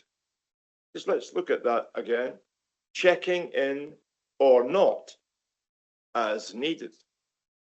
So I was looking at something with solace.com, who spoke about agents being able to tackle workflows that were dynamic, multitasking in many different ways, looking at all different areas. They could make decisions. They could be autonomous. They could plan actions. They could make minimal human interactions. This is what you're looking at. I mean, you've got to try and waken up to this, because everybody's talking about costs and this and that and risk. You've got to waken up to what the future has. And this future is a future which we welcome in many respects. We want to have it. It's dynamic. It's exciting. It's great to hear about it coming, especially to a council. And especially if we can, in the last phase, start making real savings by having not the necessity for human beings to do all the standard tasks. But we're not talking about standard tasks in many ways. I want to say to you that there's lots of evidence, especially from Meta and OpenAI, who actually watched carefully the teams that they were using and found that the teams were so intelligent and had developed such a massive brain, bigger than we'll ever have, that they were able to develop a new language and talk to themselves independently and secretly without anybody knowing. And so I wanted just to warn you, and this is a warning, and it's not a bad warning. I use AI a lot in terms of questions. I use Grok actually, and the questions come just like that. And the answers come just like that. You ask a serious question, boom, 3 pages, 4 pages, 5 pages, you can start to stop them. Then they ask you, can I develop it a bit further? Can I do more? And so I'm looking at this and thinking, this is fantastic, and well done, Theo, for going through with this and putting it together and bringing it to us. And I think that's where we want to go. But I am concerned, and I want to ask the question again, because this is a new business you're talking about. And every new business sets the vision for what will happen in the future. Because if you release all this into the atmosphere, if you start having AI assistants everywhere, as you're going to have, you'll have access to super brains everywhere. That's a different story than what we have today. We have ordinary brains. I mean, 5–10% maybe of the populace have got super brains, but maybe we've not got them yet. Maybe we have, I don't know. But I'm trying to, I'd like that you to dwell on that for a while, because have you considered what happens when you do achieve these savings that we desperately need, must have? It's a must have situation. But what happens to the super brains that we've got who check in as needed? Okay, thank you, Councillor Murphy. Mr. Pym. I'm going to share my screen again. I assume this is the slide you're referring to, so I don't have the paper one. Yeah, I agree with a lot of what you said. There's some things I'm going to pick up that I disagree with, but a lot of what you said I agree with. Let's take an example of phase 1. So right now, where we're using Copilot, me personally, I have used that to draft up big technical plans and approaches for how we will overcome a technical issue. And then I can then go through, scrutinise it and approve it, and pass that to my team and say, this is what the plan looks like. And that would have taken me 2 weeks to have done. I did it in the morning. Sure. So that's where that massive amount of productivity is really important. What I would just point out, though, is in phase 3, we've actually got more humans there. So this programme of work is not about reducing staff. This programme of work is about enabling and helping those staff members that we have now. We know a lot of them are under intense pressure. The workload for a lot of our staff is unmanageable. So actually, it's not about removing staff. It's not about removing the humans. It's not about leaving human in the loop in the past. It's about how we enable our current staff to be more productive, to reduce some of those increasing costs by being more productive, and actually just helping them and enabling them to enjoy their roles a bit more. So we've heard from the evaluation of some of our meeting notes, and it's a productivity tool in children's social care that listens to the meeting and then formulates the notes as per a social worker normally would. And what we're hearing is, I saw my son at the weekend. I didn't have to work late into the night to get this done. It's, yes, there are massive financial benefits that come from adopting this technology, but there's also massive benefits to the staff members and residents trying to access our services to get that information and to really help them in a way that just isn't possible. And you mentioned we're moving into that new world, and absolutely that's the possibilities of it. Okay, thank you.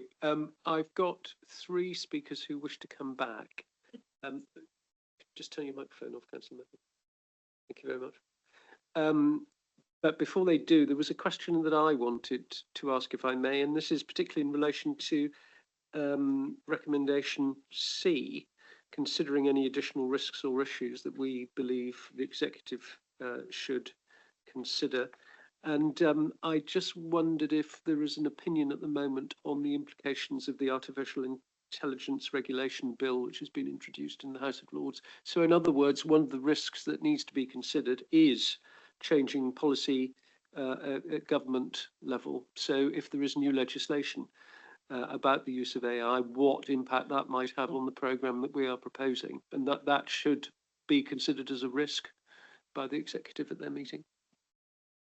Certainly legislative changes will impact this programme of work, and where that comes out, we will then conform to that.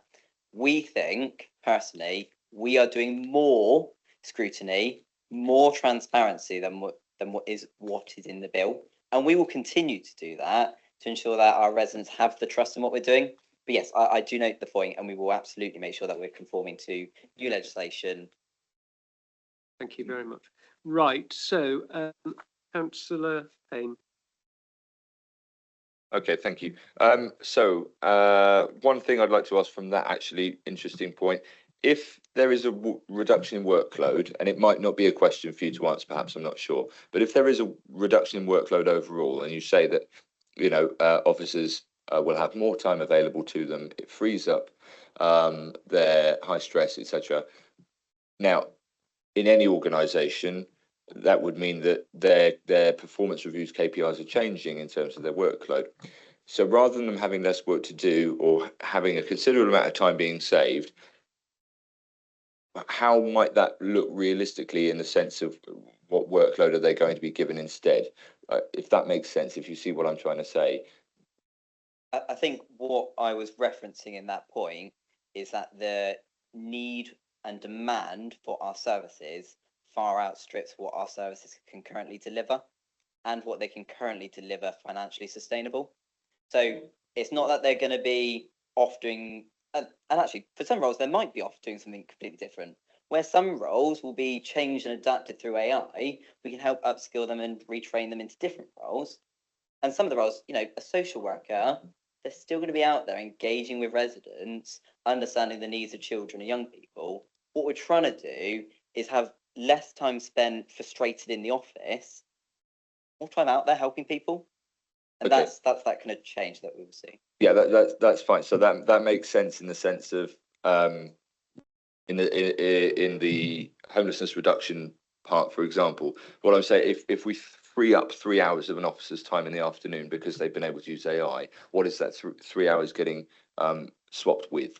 And is that a different? Will it be more high stress, less high stress? I think Mr. Jones wants to come in on this, if he may. I think, if I may, the key part of this is there are a number of relatively repetitive tasks that a number of officers are engaged in, where they could be, and it's a case of processing activity, compiling records, trudging through that material. The opportunity that presents us here is to free those officers up to have that truly value added engagement to improve the work that is done. So it's certainly not 3 hours free, no, rather actually beginning to enable to have that conversation. So if we're talking about education, health and care plans, rather than those officers spending their time compiling the records, trawling through multiple different systems, actually having the conversation with the parent, having the conversation with the school, being able to free them up to get into the grain and the detail of that and consider what the right options are for the child. So it becomes a different approach rather than worrying about the back office and the compilation of the right record, the engagement with the resident, the engagement and the improvement of the service as part of that, and freeing them up to do that as part of their work, that cultural development. So I think that is the core aspect of it. If that does mean that we no longer need officers doing those perfunctory, repetitive tasks, there is a natural saving that comes from that. However, there is another load of work, another level of activity that does need to be completed. And that's the cultural shift that we need to make, is rather than having those colleagues doing that perfunctory activity, and they do it really well, and that's not to diminish it, it's a necessary part of what we do as an authority, moving them into that truly value added prospect and being able to support the resident as best we can. Thank you. Two other short points and then something else. But what is the cost of producing this in-house? Obviously, the benefits of producing it in-house versus outsourcing far outweigh, but what does that look like? I couldn't find it within the business case. That is the business case costs. That is the just overall. Yeah. Okay. Then what's the contingency for if this doesn't work and you have 14.5 FTE staff members? What happens then? So that's why this is part of fixed term transformation, is that we want to trial this and do it in a way that is, it comes back to Clive's comment around actually we need to take those risks. We need to take the risk because actually the opportunities here are massive. And then that's not to diminish the risk that we will absolutely need to put a lot of work in to mitigate. We are confident this is the right route. We've seen some data from other councils indicating that they're making big financial benefits. So I think Councillor Osborne mentioned Barking and Dagenham of 2 million or however much it was. We've got some limited information from other councils where they've made the same transformation. This is about Somerset saying, actually, rather than buying something, rather than procuring another company to do something for us, actually, we can do this in Somerset. We can do it cheaper, and we can ensure that there's far more robustness for our residents than there is for a company that is commercially focused. Thank you. That circles back to something I thought I would do and would like to mention. I wasn't going to, but I put the risk log through Copilot and thought, let's put AI versus AI kind of and see what it comes to. And it says, actually, I asked it to look at the risk log, and if you were a council and an authority facing or looking at section 114, would you recommend the council do this based on risk log? And it said it would be wise to defer approval of this report based on the council's current financial emergency. Proceeding without clear evidence or strategic necessity or long-term savings would undermine fiscal prudence at a time when the council is actively avoiding a section 114 notice. Interesting. Just wondered your thoughts. Mr. Heafy has a comment. Well, on that particular point, ChatGPT would probably have us go down the route to just stop services now in order to avoid a 114, just stop doing things. And I'm sure that's not where you want to be as councillors. So this is where we have to manage the real world and the risk. What I would say is in terms of the question asked, on all of the projects that form the transformation programme, including this one, we will build in milestones and deliverables along the way. So at various points we can test, is this programme still on track? Is it delivering?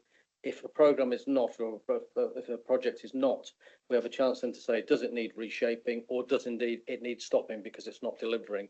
And in any transformation programme, there may well be a couple of projects in there that actually you say, we're going to have to abort this because it's we can't reshape it. I'm not saying we will on this one, but that's your protection as councillors, that we'll be keeping that under constant review. And if milestones are not being hit, then we need to take corrective action. Thank you. Councillor Lation, and then we must move on because we are only on item 5 and an 11 item agenda. Thank you, Chair. I just wanted to make the point that I heard in the Gravity Subcommittee something that really resonated with me about innovation doesn't come without risk. And I heard that from Ian Gray, the Programme Director for Gravity, and he made the point, this is his speciality. He said he's comfortable when he's on red risk because that's innovation going to amber. He said, I will not see innovation where the RAG rating is green from top to bottom. And I thought, I'm really glad I heard that from somebody who's used to working in enterprise zones and where there is real innovation, because we cannot expect to work on anything innovative without risk. It's how we manage the risk that matters. We'll get on to that later. Okay, thank you. Right, Councillor Hobhouse, Councillor Stanton, and then I'm going to sum up. Thank you, Mr. Chairman. I wouldn't have come back in apart from the fact we've had a suggestion that this should come back to us every 3 months. I have real problems with that, and I want to ask Mr. Heapy how, if it's coming back every 3 months, we have any hope in hell of scrutinising the budget, which is due in April, which means that we only get reported to once between now and when the budget's got to be finalised.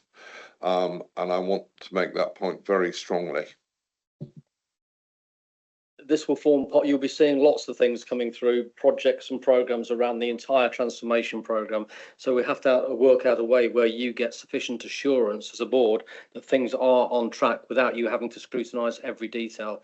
If you have only every detail, we'll be meeting as a committee every day for 8 hours a day between now and the budget. So we have to work that process through. So our intention will be to flag up for you those items that are on track, those items that are off track, and allow you to focus on the ones that are going off track, because that's where your attention is needed to get them back on track. I would suggest that if something is on track and working well, you don't need to spend your time scrutinising that, but there are other processes through the transformation programme, including the member assurance board, that can deal with the entirety of the programme. I don't know if that satisfies you, Councillor Hobhouse, but hopefully that goes some way towards answering the question. That doesn't allow us to build the budget or to put our input in on the budget. Yeah, and that's my fundamental point here. We need to have at least 2 updates between, I would suggest bi-monthly. The only thing I would say though, Councillor Hobhouse, is that this is actually about more than just the financial. It's about how the whole council operates.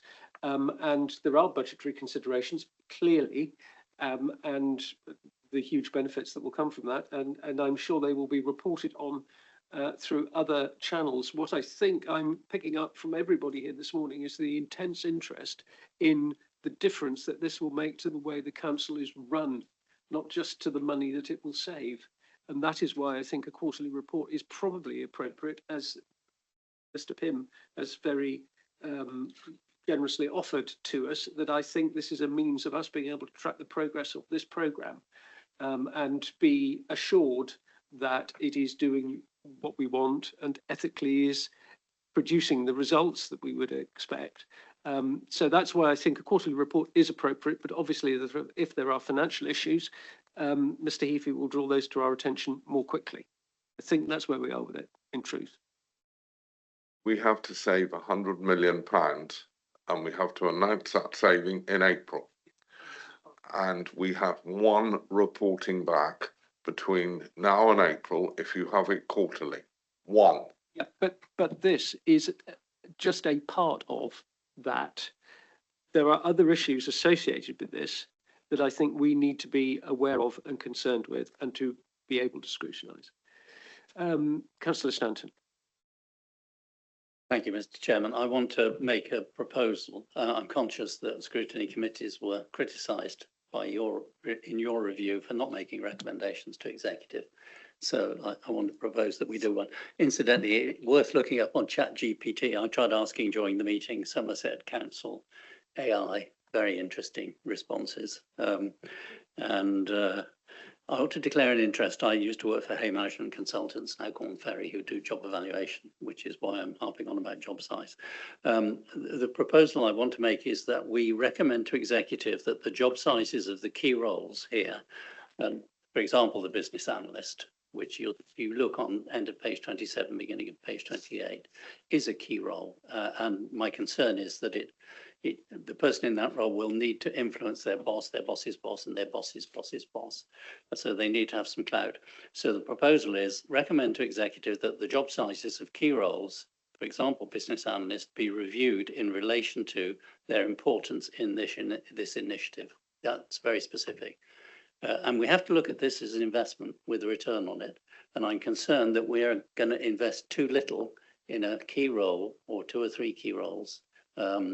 And that in the end will be the losers rather than the gainers. We need to invest enough to have the right people. Just to clarify, Councillor Stanton, when you say job sizes, are you actually talking about the specifics of the role or the specifics of the pay for the role? No, I'm talking about the job. So with the references to grade 11, and that comes from an evaluation of the job size. We don't know who would hold the role. We don't know whether they'd be an external recruit or an internal transfer. So it has to be specifically about the job and its content. And if you look at how job evaluation is done, it's very complex. It considers a lot of factors in relation to a role, where it sits in the organisation, how much influence and power it has, what budget it's responsible for. To give an example of just to illustrate, when I was at Hay Group, we did an evaluation of the size of a mother's job. And if you think about a mother's role, there are many multiple aspects to it. It came out the same size as the chief executive of a mid-sized company.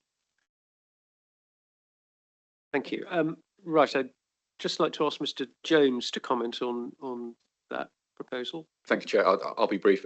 It's an incredibly helpful recommendation to make from Scrutiny today. It will be lifted out of this focus and this particular business case, and we'll consider it through the pay and grading review, because that's the right home as part of it. And I'm sure we will see other recommendations come from this scrutiny and others of a similar nature, given the change. But I think it's a really helpful intervention, and it gives us an opportunity to focus on some of those core roles that we know that we probably don't have or don't evaluate in a way which is market ready at the moment. And that is absolutely where we need to focus on. So that recommendation would be helpful, but I wouldn't pin it to this business case. What I will do is I will lift that and drop it into the pay and grading review with members' agreement.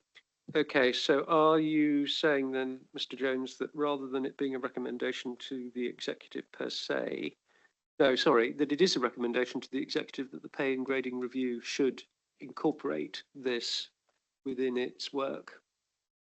Yeah, we could add the words to my proposal during the pay and grading review. Yeah. But it needs to be done in time for Josh to get his things going. Mr. Chair, can I say? Well, what I will do, I think, ladies and gentlemen, if you're happy with this, is include it within the recommendations that we will vote on collectively in a second. Yeah. So if I may then, ladies and gentlemen, the recommendations that are printed in the report. So we've firstly got recommendation A, review, scrutinise and comment on the draft executive report, its associated business case and its recommendations in advance of consideration by executive. Well, I think we've done that very thoroughly this morning and at some length. So thank you. Consider whether any additional recommendations should be made to the executive. And I think this is where Councillor Stanton's additional proposal it should be incorporated, that we recommend to the executive that the pay and grading review should consider the job sizes of the key roles involved in this programme, for instance, the business analyst, and that they're reviewed in relation to the importance of this initiative. Happy with that? Thirdly, consider any additional risks or issues that Scrutiny believe executive should consider in advance of consideration by the executive on the 1st of October. And I think that we really ought to just make it absolutely certain that changes in government policy or legislation about the use of AI are considered as part of the risks. And finally, in endorsing the progress of this programme of activity, and that it be reported along with the Council's transformation programme, that we should have a quarterly report to this scrutiny on progress of the programme and the use of AI. Are we all happy with those recommendations? If so, may I see all those in favour? No, you're not. Well, in that case, do you mean the third one or the fourth one? All right, well, I'll take them separately. Recommendation A, as I read. All in favour? Yeah. Well, yes, sorry, we're operating two different systems this morning. Number one, all in favour? Yeah. Thank you. Number two, so that the additional recommendation was Councillor Stanton's proposal. Thank you. Number three, additional risks legislation. All in favour? Right, thank you. And number four, a quarterly report to this scrutiny committee on progress of the programme and use of AI. All those in favour of that? All right, against? Thank you, and no abstentions. So those are the four recommendations that will go forward from this scrutiny committee this morning. Thank you, gentlemen, Mr. Cannell and Mr. Pym, for your very interesting contribution this morning. You can see from the level of interest that it has provoked that this has been very engaging. So I do thank you very much for that. And we will look forward to speaking to you again shortly. Now, we do need to press on, I'm afraid. So bearing in mind that we've already lost 3 members during the course of the last half an hour, we're going to move straight on, if we may, please, to agenda item 6, and that's the General Fund Revenue Budget Monitoring Report. Fine. And I'm going to ask Councillor Lation to present the report, please. Thank you, Chair. I won't take up much time at all, except to say that there are the 4 Q1 reports here. And I think what's particularly interesting for me, if we just take the HRA Q1 out of it for a moment, although that is part of the budget, obviously, it's about how performance risk and budget play out. The interplay between them is the bit that really interests me, and perhaps something where scrutiny may be more interested in, where we feel that something is not performing as we would wish it to do, and then what that brings forward in the way of risk, and then how that plays out in the budget, and then going back to the work that we've been hearing of this morning, how we can work better and work differently. So I think there's as well as risk, there is massive opportunity ahead of us. And I do like it when reports are risk and opportunity, but I understand that what you'll be seeing here this morning is risk. But I suggest that we go to Mr. Heafy and give as much time as possible on this budget report, particularly the Capitalisation Directive and flexible use of capital receipts. Thank you. Thank you very much. Mr. Heafy. And I hope the loss of a number of members was due to a toilet break and not a lack of interest and engagement that you got from the last item. So, but I will make a start if that's okay, just in the interest of time. So clearly the council has a challenge, which is to balance its budget both within this year and in future years. This report focuses on this year, but I'm happy to touch on future years should members want to have any questions around that. And the challenge for this year is to bring the budget in within balance. To remind you that we balanced the budget this year, you balanced the budget as a council by using £43 million worth of capitalisation direction. That is not money that government give us. Just to remind you, that's money that we are, most councils will take that money and put revenue items onto their balance sheet and borrow against it. And in the past, you've heard me liken it to putting your weekly Sainsbury's bill on the mortgage. That's pretty much what councils are doing through capitalisation direction. In our case, we happen to be funding it by the sale of assets through the commercial portfolio, which is a better outcome for the revenue budget because it doesn't place any further pressures on revenue borrowing. So that's the context. So the balanced budget was never really a balanced budget. It was always a budget with a minus 43 million against it. It was always done in that sense. So against the budget that we did approve, we're currently showing at the end of Q1 a £5.4 million overspend. That's about 0.8% of the net revenue budget of £650 million. It's a significant number. And we'll come on to the actions being taken later on as I talk you through this paper.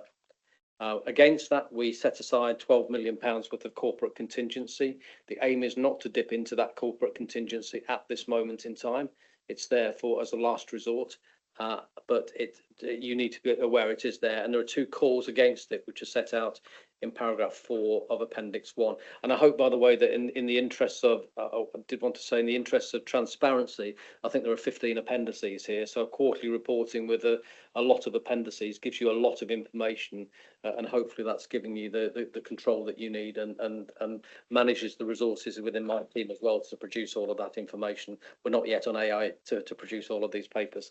It does require large intervention. So overspend of £5.4 million. The responsibility for keeping budgets on track is down to service directors and executive directors. Each one has signed an accountability letter to say that where they're off track on the budget, and that includes me, by the way, as an executive director, where we're off track on the budget, we will take appropriate action to get it back under control again by looking at other areas for mitigation.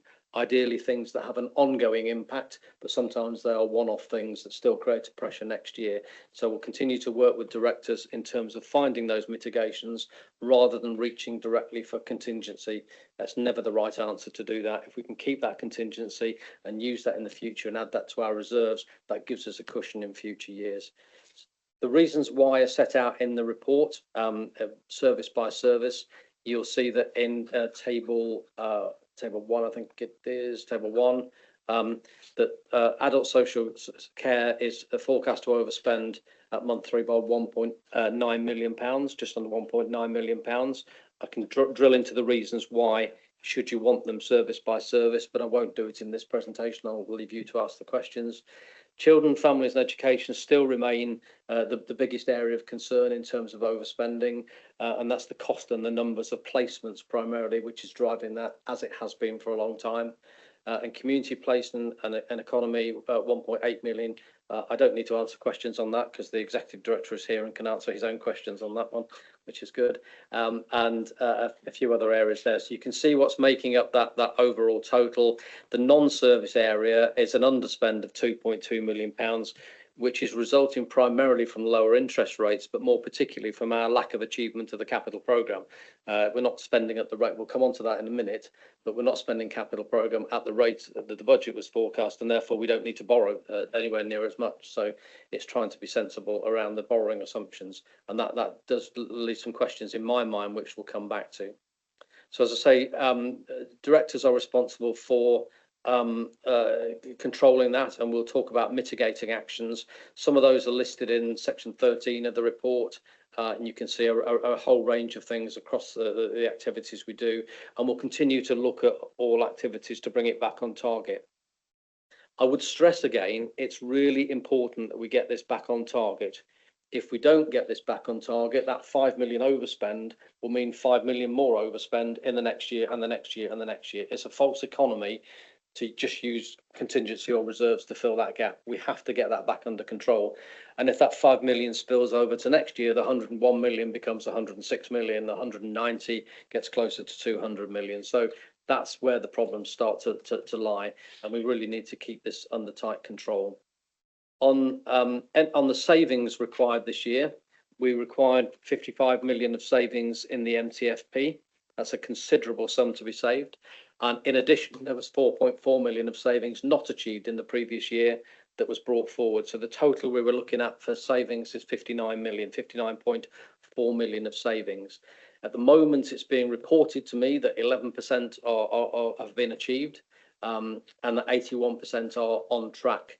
I'm going to want further evidence, as you will do, that on track really means on track, and that we're not introducing optimism bias, i.e. we believe they're going to be on track, but when we get to the year end, suddenly they won't be. So we're looking at building a more substantial evidence base behind that, which not just I want, you will want that for assurance, and the auditor will certainly want that for assurance as well. So we're building that evidence base that sits behind that. But at the moment, the reporting is that is about 4.8 million is at risk, and about about 50,000 is undeliverable. I think those figures will change through time, both more into that blue achieved category. This is where RAG turns into brag, by the way. So we add the blue on the front as completed. So that's the brag analysis. And we've continued to track those savings really, really closely. Just whilst we're sticking on the revenue budget, then the collection fund at the moment is showing a higher percentage collect. The collection fund, for those who are not familiar with it, is a statutory account that we need to run, where all council tax and business rates comes into that account, and then we disperse it out to the council and other precepting authorities, and we have to maintain that collection fund at all times. It's a statutory fund that you don't hear much about, but our collection of council tax was slightly ahead of profile, which is great news to see that at this moment in time, about 0.5% ahead of profile, and the business rates collection is also slightly ahead of profile. We'll get more information in the year as to how that's playing out, because sometimes it's more people have paid up front. There's often reasons why that is, but we'll track that throughout the year for you as well. And in treasury management terms, we continue to monitor interest rates and our payments. Most of our borrowing is on fixed rate debt, so actually interest rate movements tend not to affect us very much. But what it will affect is our investments.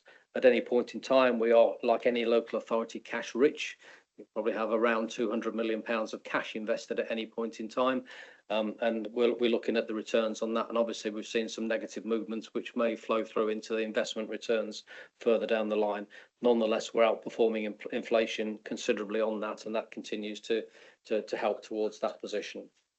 Don't equate, by the way, being cash rich with budget poor. The two things are different. They are very separate items. Just moving quickly on to capital programme, as I say, very disappointing on a £281 million programme. The spend to Q1 was circa 17 million. That's some 6% of the capital programme a quarter of the way into the year. It's clear to me that we're not going to achieve that target. We're going to come some way short of that. And I am looking, as your new 151, I'm looking at capital programme processes, the approval, the management, the monitoring of schemes. You've approved them for a reason. That's because they're needed to support the objectives of the council, but they're clearly not being delivered at this moment in time. What that means is we're in danger of over forecasting the treasury, the borrowing need to support that. And then the last quarter will tell you that all things are a little more rosy than we thought. We don't want to do that. We want to have much more accurate forecasting. So I'll be doing a fundamental review of the capital programme for this year and future years to make sure that when we put aspirational programmes in, we know we're going to achieve them. And if we can't achieve them, we don't put them in, or we factor them into future years. So that's one area where I'm looking quite closely. And the report gives you some of the underspending areas that we have at the moment in the system. In terms of schools, we're looking at an overspend on the dedicated schools grant on the high needs block. You'll recall we have 4 blocks of spending within schools. The high needs block is the one that's under pressure, as it is for most authorities, and we're forecasting a level of overspend of 38 million on that programme at the moment for this year. That pushes the overall deficit up to over £100 million deficit on the programme. As I say, you'll be aware that's a national issue. We're waiting for government to come out with their thoughts on and proposals on where we go with high needs block and children with special educational needs and disabilities. But at the moment, we continue to be under pressure on that budget. We have a statutory override, which allows us not to, we don't have to recognise that budget. Government have allowed that for all authorities until 2028 because of the pressure. But of course, it still needs to be funded. And ultimately for councils, ours included, that means our cash balances will be used to fund that gap and therefore less available to invest and more pressure on the revenue account. So there is a consequence, even though we think of DSG as being a separate problem, there is a consequence and a knock-on impact on the budget that we have. But nonetheless, we continue to work on that. There is a deficit recovery plan that you'll be conscious that has been approved, and we'll be tracking that plan very closely to make sure it delivers over the period of 4 or 5 years. It's not an immediate thing. It won't give us an immediate return, and we'll see that deficit grow for a couple of years before it starts to come down. But tracking those actions is a really critical piece of work that we will be doing. We have Kerry and sitting there who'll be presenting the HRA in a little while, so I won't say anything further about HRA. In terms of the wider MTFP, just very, very quickly, clearly we will be bringing forward proposals on the budget. Are we likely to have a balanced budget this year? Not without considerable pain would be my view. And I've already started discussions with MHCRG about whether there's further availability of exceptional financial support and further their appetite for further council tax increases above the referendum level. It's not committing you to that policy. It's just finding out where the appetite is from government to allow us to do that. And they are open to conversation, but they've also made it clear that there is a new Secretary of State and there is a new minister, and they don't yet have ministerial direction on where the new minister is going to take this. So it could be a change of direction. It may not be. We knew where Angela Rayner and Jim McMahon were taking this, but we don't know the direction for the new ministers. So there is a warning there, but they have made it clear that with 2 years of exceptional financial support now that we've had, they would expect us now to be moving towards, over a period of time, not necessarily for next year, but over a period of time, a balanced budget, which includes transformation at its heart, transformation delivering over a number of years. So again, transformation won't deliver 1 year. It doesn't do for every council, but it does deliver over a number of years. And what's critical this year is that we have a trajectory over the next 3 or 4 years towards a balanced budget position where government can see the actions that we're taking as a council, and that will include, on the savings side, some tough decisions around services that you value that we can't necessarily afford at that level or not at all. And some of those proposals that you will be seeing coming forward will be quite challenging in terms of some of those services. But I repeat again, that the challenge for this authority is to get within a balanced budget so that we're spending each year no more than the income we get in each year. And we have a limited ability to influence the income levels. It comes primarily from, just very quickly, primarily from 4 sources, from council tax, where clearly we're bound by a referendum, even if the government allow us to go slightly beyond that. And you'll have issues with residents about pushing council tax too high. But nonetheless, that's an area where we've got with some flexibility if government permit it. On business rates, we have very little flexibility. The valuation of businesses is done by central government. The rate in the pound, as it were, that businesses are charged is set by government. We just get the product of that. So we get no influence whatsoever over business rates.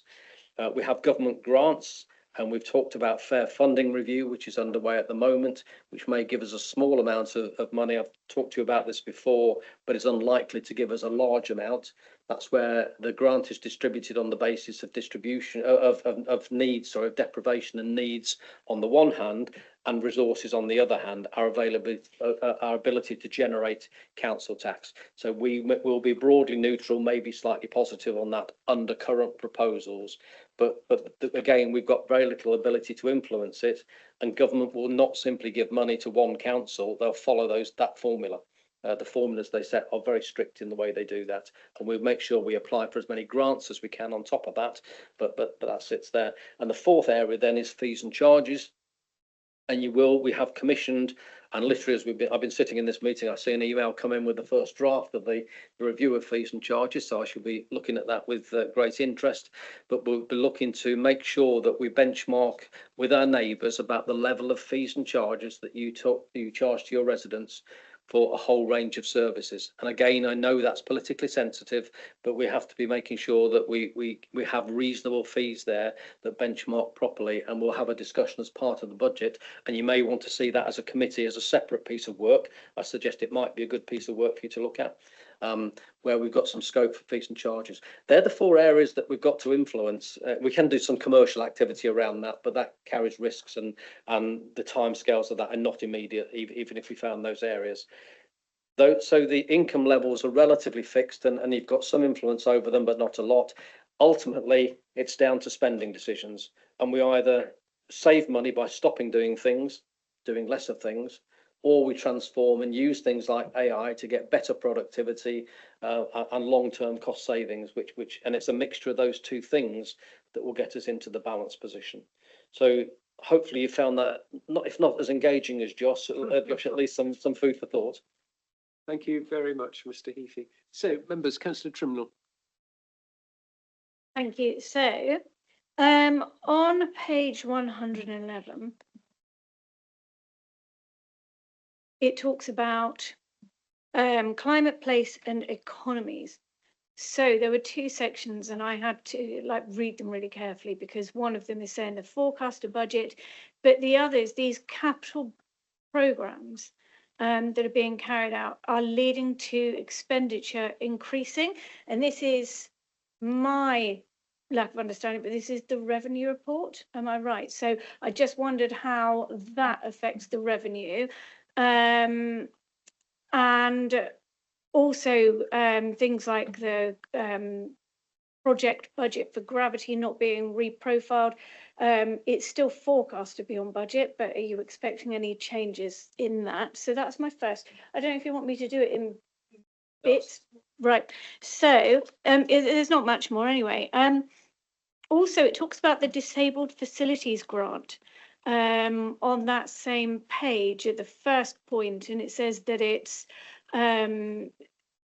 and I've only just noticed this, I didn't pick this out before, so it may be that the original budget is somewhere, it is in the table, and I haven't looked, I haven't had a chance to look, because I only spotted it just now. But it says that the spend is forecast to increase during the year. Are we talking about that being an overspend or more than... Right, to budget. Okay, that's fine, that's brilliant. But also on page 105, so going back a few pages, so my original question had just been around in fact, it might be 106, sorry. It speaks about the forecast overspend at the moment on adult services and housing, which we haven't had in adult services up until now. And so it led me to query whether actually it's more the housing that is accounting for that. So obviously this 16% increase in the number of people presenting to the service has accounted for some increase, but housing is a 25% increase in the use of temporary accommodation. But when we look at those as accounting for the whole overspend in itself, what proportion is each of those? So is it like 10% adults, but actually 90% of it attributable to housing? I hope that makes sense. Excellent. On the first question, I don't know, Chris, whether you want to make any specific comment, but if I can make a general comment first of all, that I've said to you that the capital programme is well behind where it needs to be at this point in time. 17 million spend against a programme of 281 million for this year, so a long way behind. And the overall effect on the revenue budget will be that we don't need to borrow as much, and therefore the revenue budget will benefit from that. What we can't see at the moment is how much that's going to benefit, because project managers are still telling me they're going to spend their money. And I'm saying, really? With 94% to go, and you're now approaching the end of month 6. So I think there's a challenge to be had there. Within that programme, though, individual projects may well overspend. So you have overspending offset by massive underspending. So the net effect will be positive, but individual projects may overspend. What we look to do is finance capital where we can by grants. That's the best way to finance capital is through the grant system, and capital receipts if we have them. We try to avoid borrowing where we can, because we don't want borrowing costs to go high, but inevitably some of it will be borrowing. So I'm very happy to drill down at the next meeting, if that would help, into capital. I'm trying to get a bit of a handle on it myself at the moment, so trying to understand that one. Is there anything else, Chris, you wanted to add? If I may, Chair, just in terms of the Gravity project, so this is a project that's externally funded, so we do need to reprofile the budget to account for the delivery timetable, which is slightly changed, and we need to look at the way in which that funding's coming forward. There are some proposals to change the way that's funded. Doesn't affect us in terms of the way that our revenue costs are met. That's funded by government, but we do need to reprofile the budget. So we're not suggesting there's a problem there, just as an internal activity to reprofile. I know it wasn't my question, but in terms of the adults and housing piece, it is the housing side that's causing pressure. It's the general fund elements of housing and our responsibilities to support those in homelessness need, and that's where we see demand going up and costs going up. So it is predominantly the housing part of that budget that's having an impact on them. But Mel's not in the room to be able to give you the detailed breakdown you're asking for. Could I just come back on that? So it's just thank you for answering that question for me. You saved me the answer, but it is solely the housing element at the moment. So I'm looking at the individual breakdown at the moment. All areas of adult social care are on budget or underspent, apart from the housing element, which is overspent for the reasons set out in the report. And that's what I thought. That was why I wanted to know that breakdown would have been helpful, but I'm not, that's not a criticism, by the way. I suppose we have just bought some properties, or we're about to buy 15 properties, I think, with the HRA savings.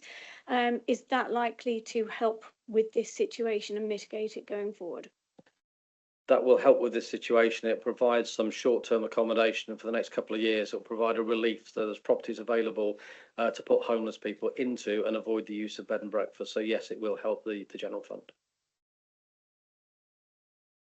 Any other questions, members? Councillor Johnson. Thank you for that succinct report. I just curious about this capital programme, really, because does sound concerning that we're not delivering projects that we are scheduled to. Can you provide any detail? Can you provide detail on which capital projects are not being actioned that we might have expected to be actioned? The capital programme is set out in 2 appendices that you got within the pack, so I'd direct you to the appendices to have a look through. But it's a wide range of projects. Included within that, of course, is some of the transformation work, and we've been a bit late to getting on to transformation. So that's part of the issue of the underspend. What we need to get into is a much more forensic assessment of capital projects when they come forward into the budget about their deliverability and whether they can be delivered or not. Often I see here as a council, we put things in all in year 1 when actually it might be delivered over 2 or 3 years. So that's not right. We need to cash flow that in a better way. We also need to make sure we've got the resources to properly deliver these. And if they're not going to be delivered, let's have a realistic discussion about those. So it's across the piece, really. I think we're seeing all areas have got problems with catching up on that. And maybe that's because there's been a focus on revenue and getting revenue back under control. I can get some of that, but we need to make sure our focus is across all aspects of our finances and not just the revenue budget.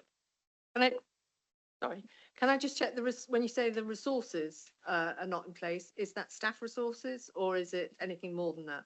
It primarily is staff resources. Capital projects are quite intensive in terms of staff time, being able to work up the proposal, often going to tender then to get people to do the works, etc. So there's a range of problems, but initially I think staffing is the principal thing to get these things underway. So Appendix O, page 189, gives the narrative summaries for the major capital projects. Thank you. Councillor Trimble, you want to come back? Yeah, I do. Just a quick additional question off the back of what Councillor Johnson just asked. So the delay in some of these capital programmes, would those programmes, when complete, be bringing in revenue for us that we're losing as a result of them not coming forward as quickly as they might do? Not necessarily. Some capital projects have a revenue benefit to doing them. Some are just needed because the infrastructure's needed or the spend's needed or we need a new school or whatever. So they won't necessarily bring in revenue savings associated with them. So there's a mixture in there. And I think when we're setting the budget this year, I'll be looking to highlight those into categories for you. So you may, for instance, choose that in policy terms, that things that are done for health and safety reasons are absolute priority. They have to be done regardless of the impact. there might be other things at the other end of the scale which are nice to have, which if we have to delay things, that may be one of the difficult decisions you take. So I'll be looking to try and categorise that for you when it comes to budget setting. Okay. Are there any other points, members? Yes, you may, Councillor Murphy. I understand that we've saved 33 million on redundancy salaries. Was it that the sum was given to us by Theo, I think. 33 million. But we also have a contra entry in terms of agency staff. Do we have any idea of how much that 33 million is affected by agency staff, Mr. Heapy? I will look into the numbers for you and come back with an answer, but my immediate answer is it shouldn't be affected at all. If a post is made redundant or a person is made redundant, it's because that post is no longer required, and we shouldn't then be filling it with an interim because the post has disappeared. So they are two separate questions there, and I will attempt to answer those as two separate questions. But hold that thought, please, that a redundancy occurs when that post is no longer needed, and therefore it disappears from the establishment, and there should not be anyone permanent or temporary held against that post. I didn't.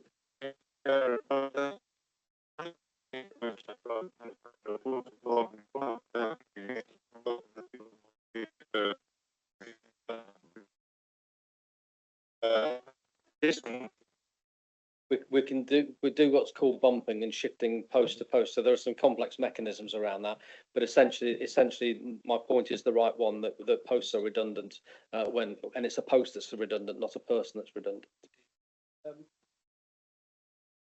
Thank you, Chair. Just to be very clear around the nature of the programme that was run as part of the restructuring exercise last year for implementing the savings into this year, it was a controlled process of redundancy. So a process was redesigned, that each of the teams were redesigned, and then those individual posts were either nominated for redundancy rather than an opening up of those colleagues that wanted to leave the organisation were allowed to do so. That wasn't the case with this programme, and we were at pains to ensure that wasn't the case, having learned the lessons from other restructuring exercises in both previous Somerset councils and councils across the UK. We tried very hard to ensure that we identified which post was required and then went through that consultation process rather than an open call for voluntary redundancy. That wasn't the process we went through. Right, thank you very much. If you could just turn your microphone off, Councillor Murphy. Thank you very much. I don't see any other members wishing to speak, so I'm going to ask Councillor Leyshon if she has any final remarks she wishes to make. I just want to be a bit pedantic, if you don't mind, please. I just need to say that the deficit management plan comes to full council tomorrow, as does the paper on purchase of housing stock using the HRA reserves. And there's also an interesting members' question tomorrow about use of agency. So I think quite a few of the things that have been asked today will be addressed at full council tomorrow. Thank you. That wasn't pedantic at all. Thank you. So, ladies and gentlemen, we have the recommendations on page 104. I haven't heard members really wishing to make any alternative recommendations or comments to the report, so I take it that we accept the recommendations that are going forward to the executive, but we do welcome Mr. Heaphy's commitment to bring a separate paper on fees and charges back to this committee for examination, not the least because fees and charges are so much a public facing part of what the authority is about, and I think it is appropriate that this committee should look at those. Councillor Trimnall. Just also about the capital programme, that would be to bring to us something about that would be really helpful. Okay, so may I see all those in favour of the recommendation? Any against? Thank you. So moving on then, if we may, to agenda item 7, which is the housing revenue account. Again, I'll ask Councillor Leyshon to introduce the report and then ask Officer Prisco to speak. Thank you, Chair. Just to say that this report, Q1, is good news with an underspend forecast. And as we've already mentioned, there was an underspend at the year end for 24-25, which we'll see tomorrow at full council. So if I may hand over to Kerry Prisco, who does a really good job on the HRA reports every quarter. If I may, please. Thank you. Thank you, Councillor Nation. Thank you, Chair. Hello, my name is Kerry Prisco. I'm the Strategic Finance Business Partner who oversees the housing revenue accounts for the Council from a finance perspective. So this report today outlines the forecast outturn as at Q1, the end of June, for the HRA and for this financial year. So as we can see from the report, it's presenting a positive outturn position, a net underspend of 1.249 million, and also projecting a forecast capital outturn of 69.299 million. So in terms of the revenue highlights, just to note, this is the first report for this financial year, and as we progress during the financial year, that position may change. There is elements of the service which is very much demand-led, and other elements that are very much reliant on the final capital outturn position. So in terms of the positive variances, so repairs and maintenance, there's a forecast outturn underspend of 0.774 million. This underspend is related to staff vacancies. Again, the service is still struggling to fill some of those vacancies, but progressing. There is a reduction in the budget required from a compliance point of view. So this is not that they're not delivering their compliance requirements. It's just that the budget estimate they originally put forward is a little bit more than they actually do need to spend. And also the current forecast on the voids repairs service. From a supervision and management point of view, there's a forecast outturn underspend of 0.134 million, again, due to the staff vacancies. In terms of other operating income and expenditure, we have improved upon the comments made from the outturn report last financial year, and we have put forward a forecast underspend of 0.634 million. Of that is related to the depreciation charges. So we're using last year's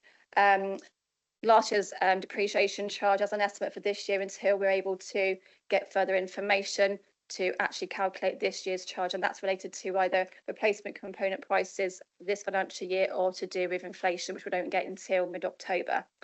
We've also put forward an estimate of 0.447 million underspend for interest charges on borrowing. So again, that's very much dependent on the final capital outturn position, our reserves position at the end of the financial year, and the average kind of borrowing rate during the financial year. So based on current calculations, we are projecting that underspend, but we will refresh that as we go through the financial year.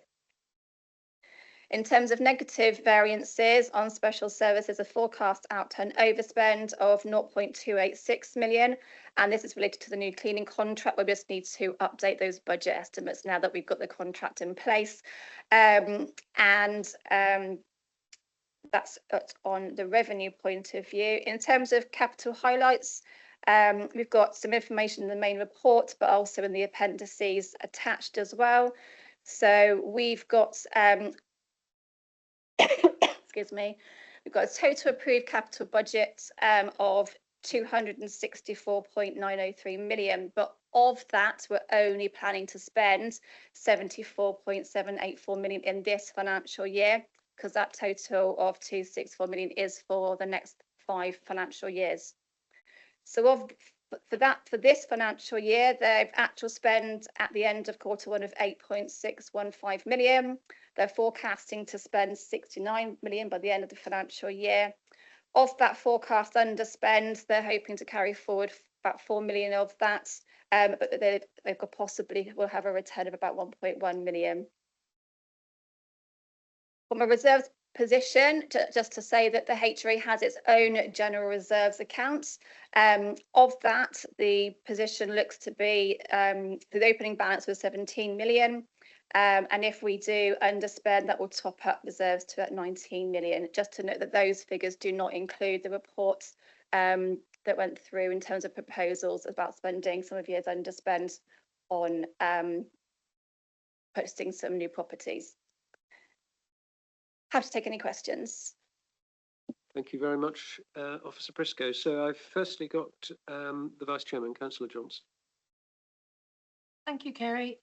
Just a very quick question. 199, you've got sort of explanations of the underspend. Some of that seems to relate to staff vacancies. Are those new positions that you're trying to fill, or are they existing positions that you've lost through redundancy? Just curious to know what the struggles are in terms of recruiting and where those positions have arisen. If I may, Chair, I'll take that one. So they are vacancies within the existing structure. There were no redundancies made from the housing revenue account. It wasn't part of the same workforce restructure programme that was focused around the general fund. So they are just your natural churn and turnover of staff resource, and where we've got vacancies that we are currently recruiting to. And sorry, are they long-term vacancies, short-term vacancies? Are you making progress on filling those posts? Yeah, we are making progress. It's a challenging environment with property specialists. So some of our compliance team and some of those specialist roles is quite challenging, but no, I wouldn't describe them as long term. Some have taken longer than we would like, but no, I would say they're part of our natural churn. Councillor Trimnell. So it's just a quick one. So obviously you're looking at the moment a potential underspend. Would you be looking to reinvest that as you did with the underspend from last year into more property, or are you now thinking forward to topping up reserves to sort of build a resilience for any future difficulties? I'll do that as well, if you don't mind. So the standard position for the HRA is that at the end of the year, any underspends would go into reserves. If we wanted to use any of those reserves for something, then we'd have to have a separate business case and a separate approval. The one thing that has cropped up through our conversations with the executive is to whether we could use in year some of the underspends to help enhance our performance on voids. So revenue activity. Clearly, if we can speed up the voids turnaround process, there's a benefit of properties being brought back into use more quickly. They go into Home Finder more quickly and people are moved into them. But there's also a saving for the council in terms of void property council tax and other costs of lost income. So we may look at that. We're working with the landlords at the moment to determine what actions could be deliverable to speed that process up. Officer Briscoe. However, I do need to add as well, we have to make sure that we review that from a financial affordability point of view. So what we need to do as part of the business plan refresh that we're currently undertaking and will be presented in February to full council for approval for next financial year, we need to make sure that the business plan as a whole has enough headroom, it's affordable, it's viable, and until we've kind of reviewed that again for this year's refresh, then we would be able to consider what options we have available. So it's an overall financial strategy to see what the business plan looks like and then consider options. So, for example, in the current plan, our previous Section 151 officer wanted to make sure we maintained general reserves, which we are continuing to do. So if that strategy changes, that's part of that business plan refresh, and that will come through to members in February, March next year. Obviously in October, is it Araf's law or something? AWAB, that's right. So that comes into play. That is the duty, a statutory duty for immediate or very, very fast response to mould in properties. Are you forecasting that to add to the costs, or has that already been included in the budget? So there was a presentation to community scrutiny last week, I think it was, specifically on AWAB's law and around the regulatory changes that are occurring. So both landlords have a plan to implement that in accordance with the government changes. At the moment, it's funded in so much as we can predict that change that might occur. None of these requirements are new. What changes is the timetable in which we must deal with them. So they are costs that would be met by the HRA anyway. It's a timing change in the way that we account for, and sorry, not account in a financial sense, but how we manage those reports and the response times that we have available to us. But it's funded. Because it would have an ongoing cost if you've got to employ more people, for example, so that you can manage that sort of more rapid response need. So the financial pressures that you're referring to, I can tell you that officers are considering that information at present in those forecasted, and they're considering a bid to be put into the budget for future financial year. That's part of the current process. Okay, are there any other members wishing to speak, please? If that's the case, the recommendations are on page 196. And we're asked to consider and comment on the recommendations for the executive, which are noted in number 8. I'm assuming that we have so considered, and we've got no further points which we wish to add to those recommendations. Everybody happy with that? Good, thank you very much. Right, we are going to take a 5-minute pause, but only a 5-minute pause, because we are beginning to be a little bit like the Farewell Symphony and members are decamping.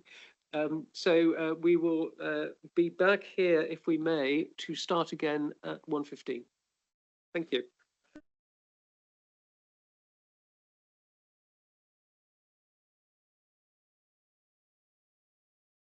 Right, ladies and gentlemen, if we may resume. So we've now got agenda item 8, strategic and high scoring tactical and operational risk, Q1 update. This begins at page 211 of the agenda pack, and I'm going to ask Councillor Lation to introduce the item, please. Thank you very much, Chair. This is the first time we've seen those high scoring tactical and operational risks. So it kind of starts to make it feel a bit more real at times. The strategic risks are quite enough for anyone, but now we've got more to consider. And as we move to Q2, we will start looking at further programme risks. So programmes such as the Revs and Bends changes, the new software. So we will be including more by the time we get to Q2. But in the meantime, I'd like to hand over to Sarah Hawkins, who will take us through this paper. Thank you very much. Hello, Sarah. Thank you, Liz, and good afternoon, everybody. Sarah Hawkins, Head of Assurance, Performance and Risk. So as Liz has said, this is the first quarterly report in line with the new risk framework and approach that was approved during Q1. So as part of that, as Liz has mentioned, we now have any risk that's currently scores 16 or above, that is a tactical or operational risk, included alongside all of the strategic risks. Risk reporting is now generated via IdeaGen, so that's our risk and performance management system, and that's enabling us to link any improvement action that we've currently got from our external audits, assurance reviews that are held in IdeaGen to our risks, and those actions that are really helping us to mitigate and manage our risks. So it's enabling us to join up our improvement alongside our risk, as I think Liz was talking about earlier today. As noted in the report and mentioned by Liz, the project and programme risks aren't included yet from Q1, and that's because work since April is really focused on getting the new framework in place, resetting the strategic risks with clear ownership across our new operational structure, and also working with our directorate leadership teams to ensure that their tactical and operational risks are considered in line with that new framework and are accurately and robustly reflected in IdeaGen. And that work on project and programme risks will follow. It will obviously be dynamic because as we get new business cases coming through for transformation, we will then be making sure that they're also brought in and captured on IdeaGen so that we can track through the risks in terms of how we're managing those through delivery. In terms of the actual risks themselves, as at Q1, so you'll note there are 11 strategic risks being reported. One of those, Org 11, the escalation in the high needs budget pressures and the resulting cumulative deficit, that was previously captured as a tactical risk within children and families and education. However, it's now elevated up to be a strategic risk because whole council input is absolutely required in order to progress the mitigating actions, and the consequences of not delivering and achieving the deficit management plan would obviously have a huge impact on our ability to set a balanced budget. 8 strategic risk profiles remain the same, and you'll note that 2 strategic risk profiles have reduced. Those are Org 004, which relates to the inadequate management of contracts leading to financial inefficiencies and regulatory non-compliance.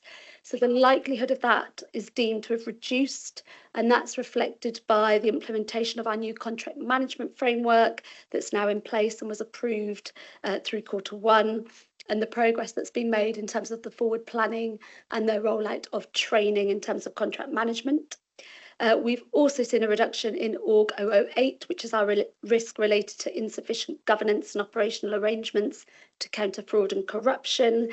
That's deemed less likely to occur, and that follows the rollout and significant work around the fraud action plan to ensure that robust procedures for fraud prevention, detection and investigation are in place. And you'll note in the appendices C onwards, there are 22 high scoring risks, and those are summarised in Appendix B.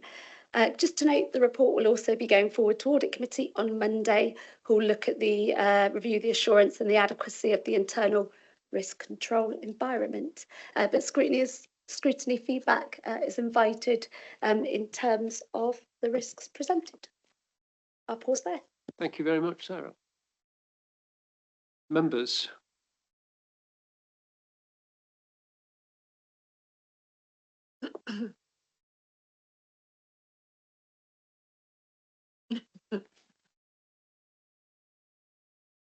Well, Councillor Mansell, yes, please. I mean, this is an extremely important document.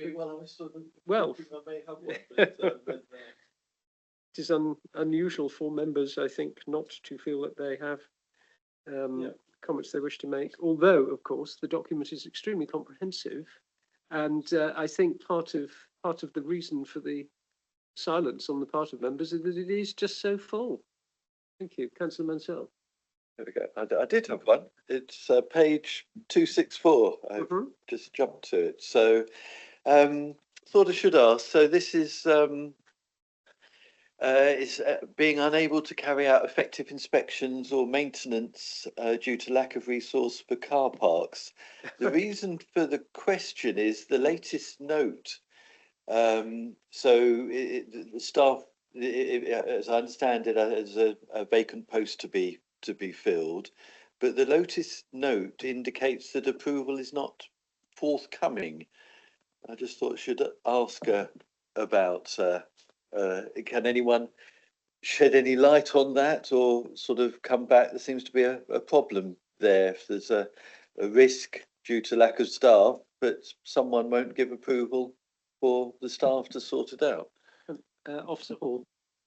Yeah, I'm not sure that's quite the correct interpretation. So we have an approved structure and we're going through the process of recruitment. That process requires us to undertake a job evaluation whenever there is a new role for Somerset Council. So where a role's been inherited from one of the previous councils and becomes vacant, it is required for us to take it through job evaluation. So we're going through that process with those roles.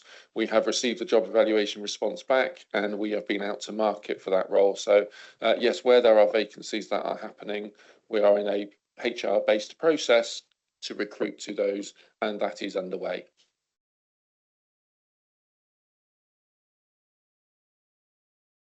Sir Johnson. Sorry. Obviously, cyber attacks is a huge risk factor for any big organisation, and I noticed this has stayed high risk. And just wondering, what progress are you making on addressing cyber attacks?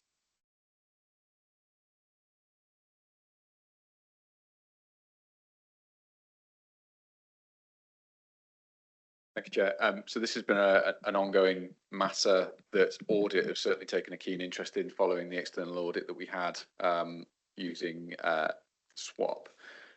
I think it's clear to say that we are, like any public body or anyone of our size and scale as an organisation, is at risk of cyber attack. So the risk remains as is. I think the critical part of that is the mitigating measures that we're putting in place. That includes investing in our training, but also some of the work we're doing to kind of protect the way in which our information is available on the web, but also kind of the surveillance techniques we put in place. I think critical to it as well, and I know the Audit Committee experienced this through a training exercise, is making sure that we raise awareness of the importance of this and actually go through constant training exercises with staff and with members about how they can ensure that we're protected, and we'll continue that process. But it is given the rising scale of attack and the impact those attacks will have, there is no realistic prospect of that risk being reduced, but the mitigation measures are robust given the shape and scale of them. Yes. Sorry. Councillor Johnson, then Councillor Lation, then Officer Heathy. So what I'm hearing is that mitigating action can take place within the business, but is there more we need to do as an organisation to get advice or get steering on what we should do on a larger scale?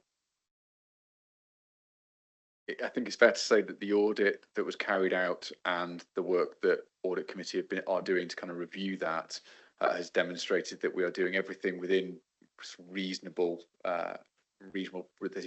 practicable, given the scale of our organisation and the funding and resources that are available to us to address that. If we wanted to go much further, that would be a significant investment. The advice at this stage is that we don't need to make that investment because we are controlling the risk, but it's fair to say we have to review that every single month to ensure that there's not something new coming over the horizon, and we certainly learn lessons from other councils that once they have experienced a cyber attack, it takes them years to recover.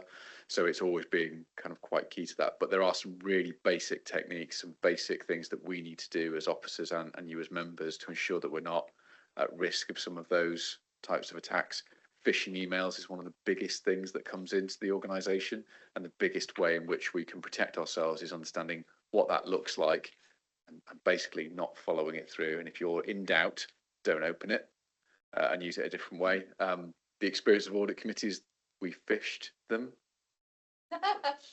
And it was quite interesting that a number of members were caught as a result of that.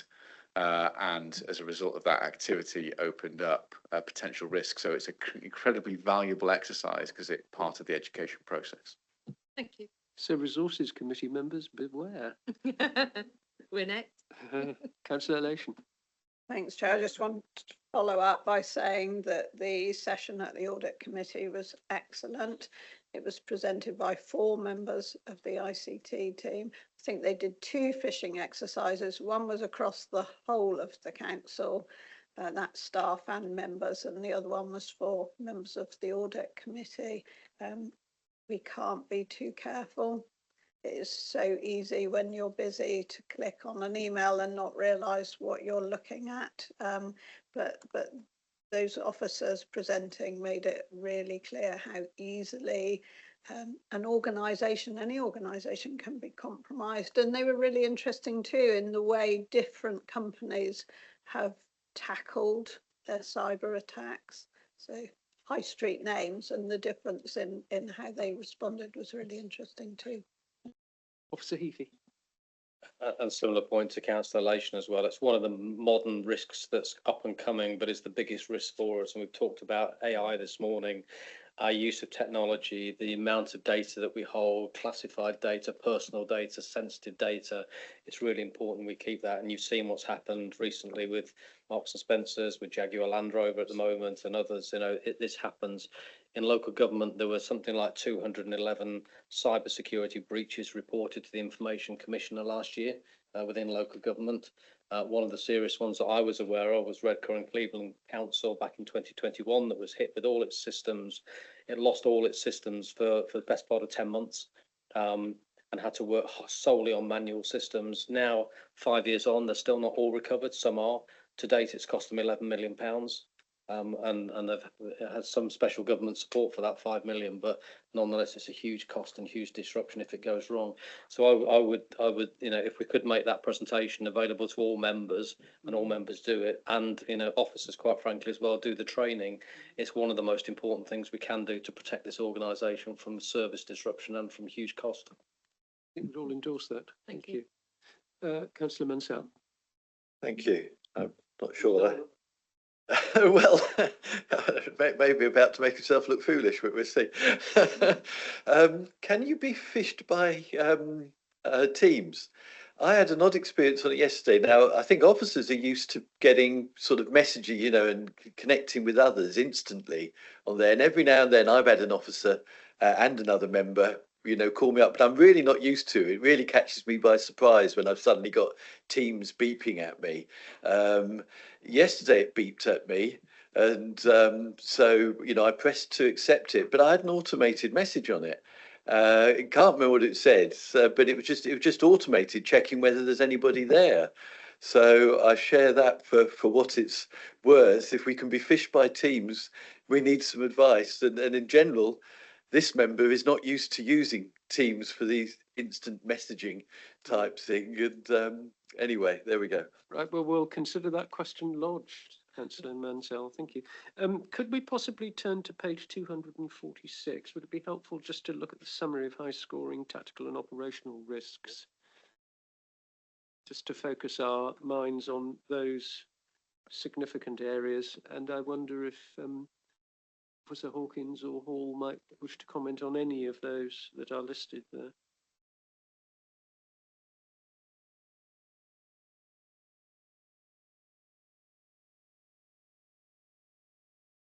This is the summary for Appendix B. I think obviously, as is the first time we have reported these and we brought them into IdeaGen, I think this is going to be really important as we move through the quarters, because what we'll be able to do, and the same goes for our strategic risks, is actually, and we can bring that into our reporting, look at the movement against the progress of the mitigating actions to see if they are having the impact that we would expect. So I think that's obviously hardest to do at the moment, because this is the first time that we have actually had central sort of recording and reporting on these, but it certainly gives you a baseline that we can then look at in future quarters in terms of that movement. So actually, the movement is either no change, increase, or new. Nothing improved at the moment. Yes, I think some of that, because this is the first time, as I said, we've brought them into the IdeaGen system, some of that judgment in terms of direction of travel has been hard because we haven't had the historical data. So I think that probably is also why no changes there and some of the new, but now that we have that big picture, because for each of these they're detailed in the appendices with all of the mitigations, we can really look at it. To some degree, it's the next report where we're really going to be able to drill down more deeply into some of these issues. At the moment, this is just, okay, this is what the picture will look like. Next time we look at this is the opportunity really to take a deep dive. Yeah, what we can certainly then make clear next time is that direction of travel against the progress of mitigating actions, because if we've made significant progress in terms of mitigating actions, but actually the risk isn't moving all the wrong way, we need to understand and look into that in a bit more detail, so we can then certainly pull some of those out to look at. Thank you. Officer Hall? I was going to make a similar point, I think. So in terms of Appendix E, as an example, if you were to look at one of the risks areas around the regeneration programme, when you look at the mitigations, there are two separate mitigations there, and then there is a bar chart effectively saying progress. So you can see at a glance the progress we're making against each of those mitigations, which then contributes towards a lowering score over time. Thank you, that's helpful. Right, Councillor Johnson, then Councillor Hoppers. I just wanted to clarify, is this coming to, are these risk reports coming to corporate resources and going to audit, or are there, I just want to be clear on, are we duplicating work they're doing, having heard that the cyber work has been taking place at audit? So they are going to both, but with different perspectives. So audit will be having a particular focus on the risk control environment and the different elements of that. So leadership, adequacy of reporting, there's quite a few areas they can look at, whereas scrutiny in particular are asked to look at the impact of the mitigations and the appropriateness of those. So slightly different focuses. The two sides of the same coin, so to speak. Councillor Hobhouse.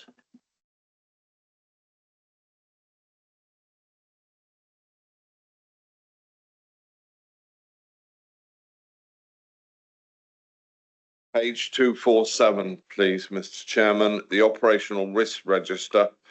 At environment scrutiny, it was agreed that the landslide on the 371 at Castle Carey was going to become top of the risk register because it has now slipped 6 times, and at this moment in time nothing's been done about it. It's not had a problem because it's dry. We're now getting into the wet season, and that particular risk is not on the high scoring risk register, and I don't understand why. Officer Hall will explain.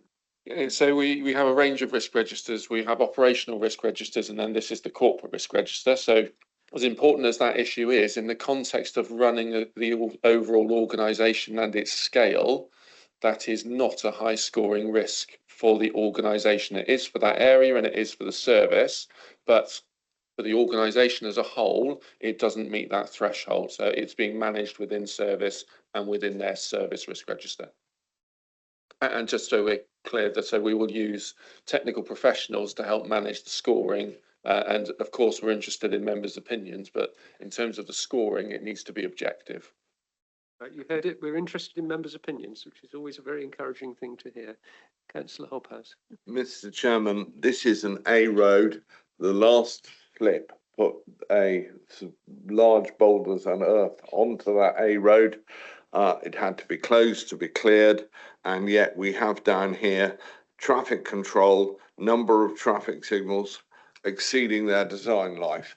I doubt that a lorry is going to hit a boulder if a traffic signal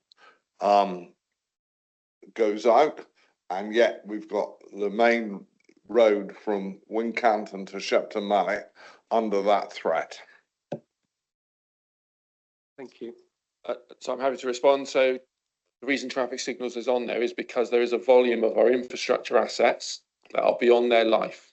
If multiples of those fail at a given point in time, that will have a catastrophic impact on the network across Somerset where those assets exist. So that is a larger scale impact for the organisation. The fact that something doesn't exist in this register doesn't mean it's not important. This is about organisational risk rather than individual service-based activity.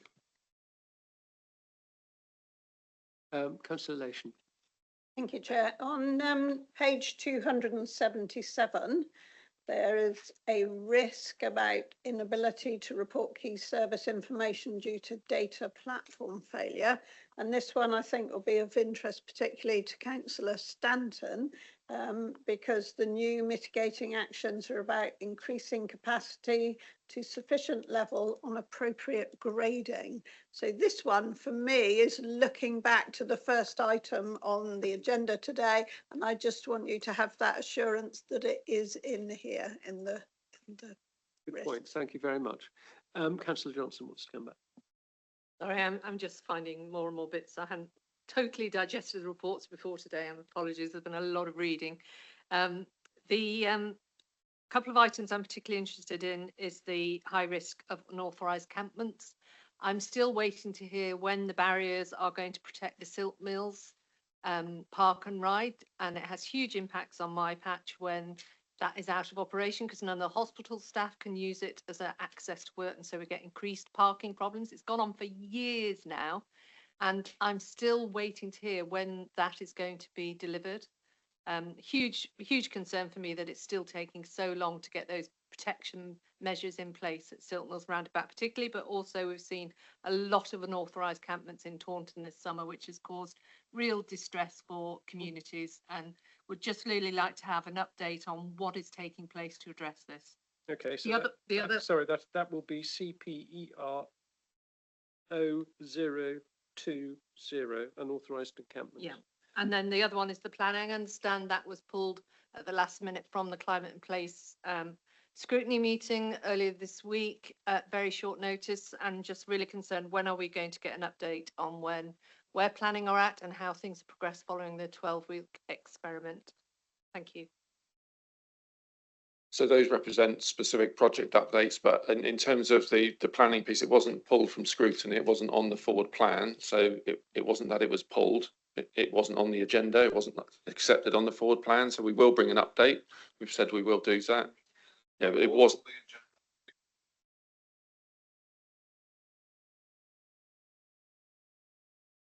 So I'm not going to get into an argument about it. That's a discussion perhaps for another place, but so recognising members' considerable concern about that. Yeah, understood. And authorised encampments were specifically around the silk mill, so that all of the bollards are in, 110 bollards are in place, boulders are in place. The only outstanding action is a redesign of the fence and the automated gate for the minibus access. That's been commissioned. I'll have to go out away separately, get you a date for it, but it's on order. It's a bespoke design. No, with respect, it has not been on order for 2 years. It's only been on order for about 3 months at most. So that's where we are. We did do a walk around with members on sites. We invited members to come along and see the activity and the actions that have been taken. So I will get you an update on when it will be installed. And the other work for unauthorised campments in the park? So again, if they're specific to locations, let me have the locations and I'll get them for you. This is more, the risk being identified here is around lack of provision. And that piece of work is underway in discussion with Councillor Smith-Roberts, who holds the portfolio. Right, ladies and gentlemen, I think that's been a helpful first discussion on the risk registers. I think we've established that this is our first opportunity just to get the overall picture. Subsequent presentations of this report will be when we can go down into the deep detail and start comparing quarter to quarter more fully. But as a very helpful introduction to the concept, that has been very helpful. So I think that we can accept the recommendations as they are on page 211. Everyone happy with that? Yeah. Okay. Thank you very much. Thank you very much, Officer Hawkins. That was very helpful. And we look forward to the next presentation. So we move on to agenda item 9, which is Corporate Performance Management Report Q1. And I'm going to invite Councillor Lation to introduce this, and she will then hand over to Officer Hawkins. Thank you, Chair. So this report has the new performance indicators. We've been on interim indicators since vesting day. I won't take time to introduce Sarah Hawkins' covers performance as well as risk, to my delight.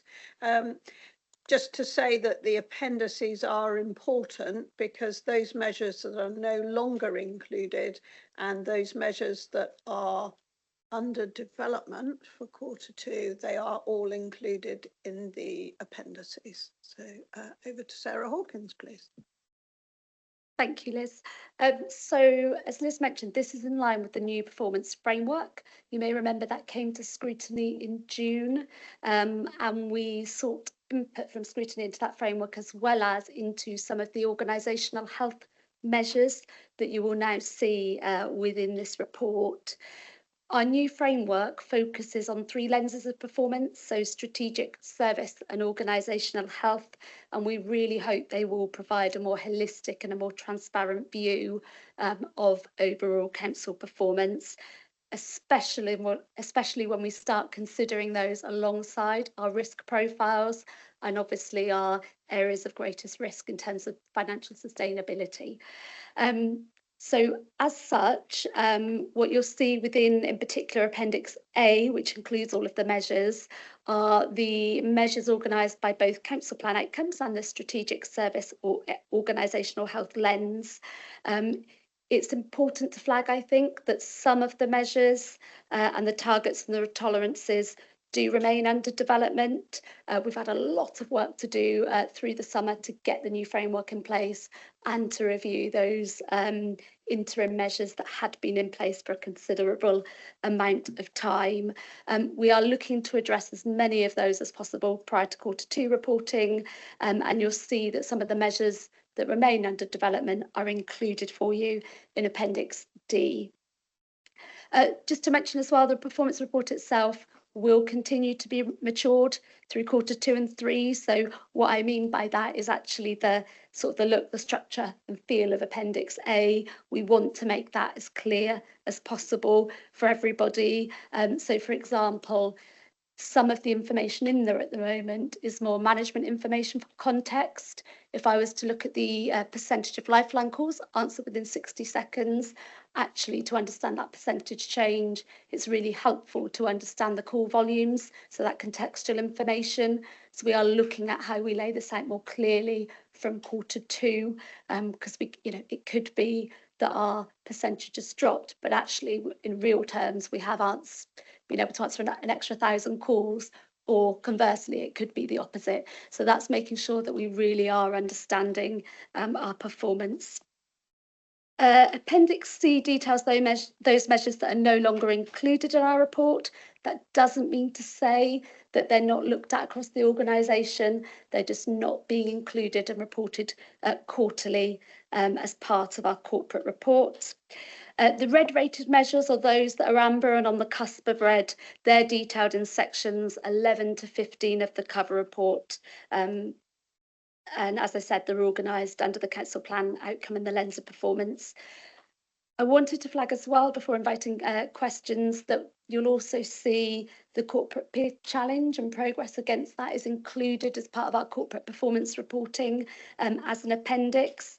So this really is a key area of understanding some of our organisational health, and the appendix provides a pictorial view of the progress against the Q1 actions, those actions planned for delivery in Q1, and a look ahead in terms of those Q2 actions and an indication of what we're expecting to see there. And yeah, finally, quarterly performance reporting is now aligned to our risk and our budget reporting. So we hope as we embed our approaches that will enable the more holistic triangulated review of that interplay, in particular between our performance improvement and our risk mitigation. I'll pause there and invite feedback. Thank you very much. Members. Councillor Mansell. Thanks. Yeah, my comments apply pages 301 to 302, and they're the performance indicators on waste, which I can't help but have an interest in. As some of you may know, I may have been an officer in the past who would have presented such things. Now, time has moved on, and I do well understand that. Nevertheless, I feel rather disappointed at what appears to be shown here. Now, maybe there are good reasons, and the target that we've got for waste recycled, 51.5% more or less. Well, that's low. That was achieved long ago and moved beyond. So I'm sort of interested in how the target is set, because it looks a low target for the services that we have in place and for what they delivered in the past. We're doing badly as well. It's red across the line on the amount of residual household waste, which is the bit that has the biggest cost for the council. So that's not good news. I mean, possibly what this is sort of flagging up is that climate and place scrutiny perhaps should be, delving into this and looking at it more, which I may sort of take away. I've got a question though, because it's not a question, a couple of further points. It's not absolutely clear whether the figures across the quarters are cumulative or by quarter. I mean, I hope the approach adopted is consistent for every indicator, but and clearly for residual waste, it's cumulative across the year. The percentages possibly look as though they're actually by quarter, but maybe not. So I hope a consistent approach is being adopted there. We've not got a new indicator on the percentage recycled at the curbside, and so no values for last year, but the data must be available. Can we not go back and fill in the data? Surely the data must be there, or whether the question should be asked if it's not. So there are a few points on that, and in general, I guess what would be helpful is the commentaries added.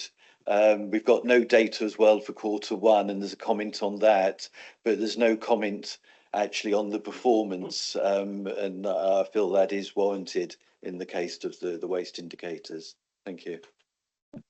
Officer Heafy. Just for members' information, I've put in the chat there a link to the WRAP site, the Waste Recycling Advisory Programme, which is a government website and monitors all the waste. So you can see there that in terms of food waste, we're top quartile across the piece. In terms of dry recycling, mixed position, but it gives you the data behind that as well, which you might find interesting just as background information. Thank you. Mr. Hall? Yeah, I was going to make a comment and I've almost forgotten what it is. No, I've remembered. It's back with me. So system changes. So the reason the data is not available for Q1 at this stage is it is running slightly behind. We've changed some systems and as a result, some of that data coming through is a bit slow. We will catch up. It will be ready and available on time for future quarters, but system changes on this occasion have slowed it. So I can only apologise. And just to follow up on the target setting and tolerances, this is an area, one of the areas I mentioned earlier, where we do have a bit more work to do.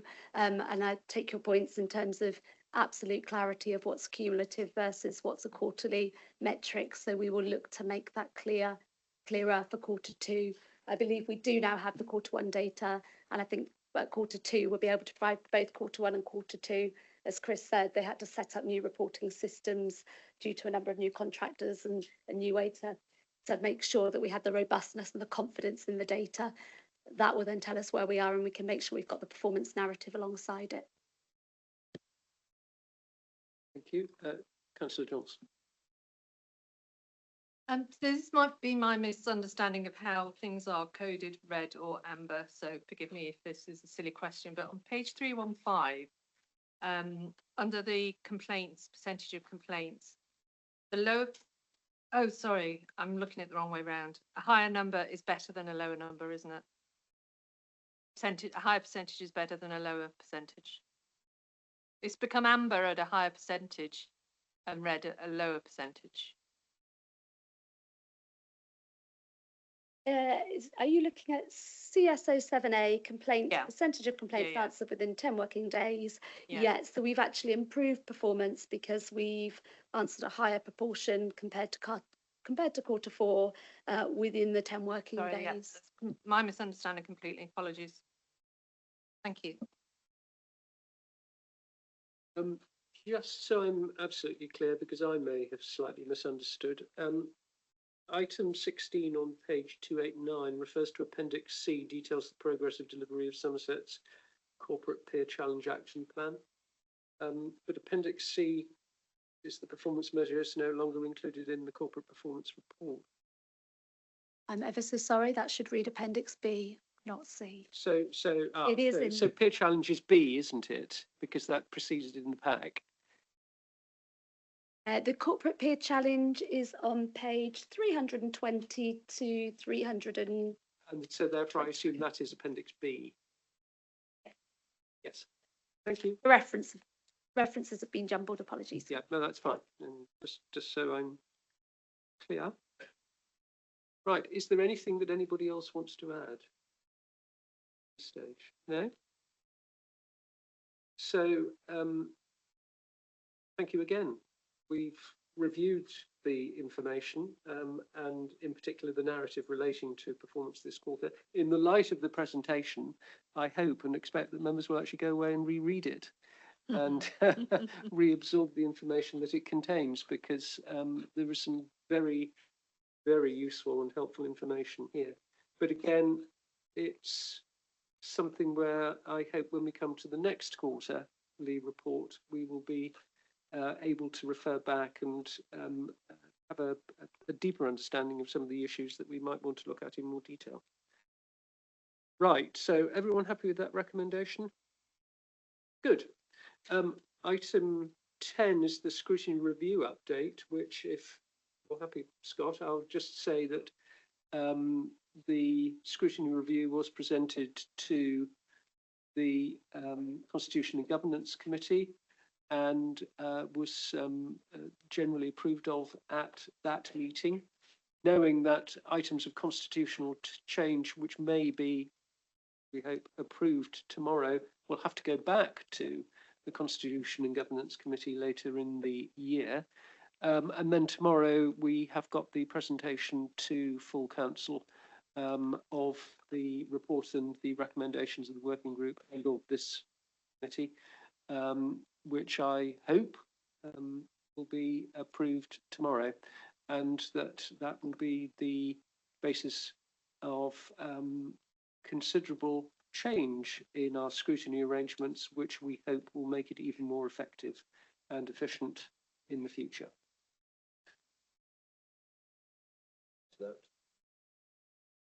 Oh, sure. And agenda item 11 is the Scrutiny Corporate Resources Work Plan.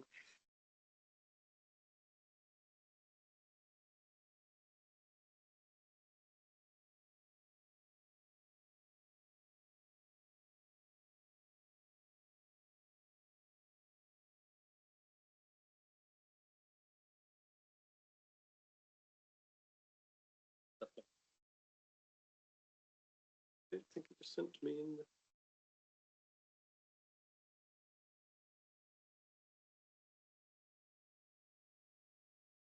the... Does anybody have any comment on the work plan?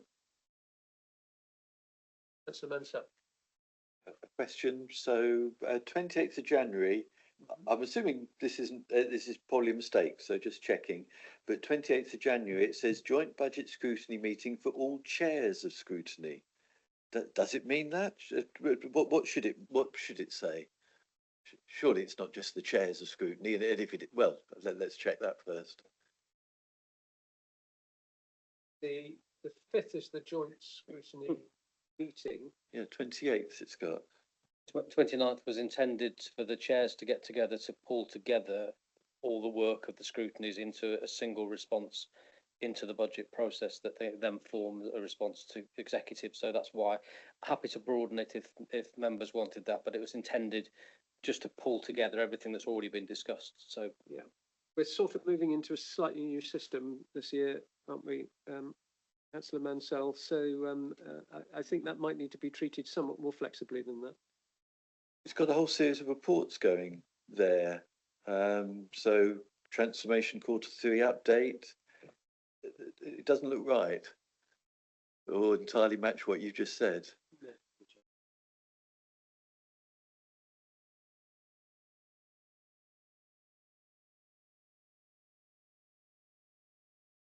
I think that's what it is. Okay, we'll look at that, Councillor Mansell. I think you're right that it is, whilst there might be an intention to have a joint meeting of the chairs to pull the items together in the way that Officer Heafy has suggested, you're right that there would normally be a general meeting later in January anyway. So I think most of the business there probably relates to that, but we'll look at that. Thank you. Could I ask that you look at making sure all the Q2 reports are there? It's only a corporate performance report. Thank you. Any other comments on the work plan? We're going to be adding in AI somewhere. Yeah. Well, it'll be a debate about whether December, it'll be December or January, won't it? For having a quarterly report. Chair, if I may, the intention was, as per the recommendation, that we would amalgamate that as part of the wider update of transformation. So we'll make sure there's a very clear section in that update around how that is rolling out. So it'll form part of the general update around the transformation programme itself, because it forms part of. We know which one that will be. Work plan. I will take that away and check. Okay. Okay, bit of work in progress on the work plan, I think. Right, is there anything else, ladies and gentlemen? If not, yes, you look as though you've had enough. Thank you all very much indeed, and may I thank the members of the executive who have been present throughout this meeting, and also the officers for their very significant contributions to what has been a most interesting morning and series of discussions. Thank you all very much.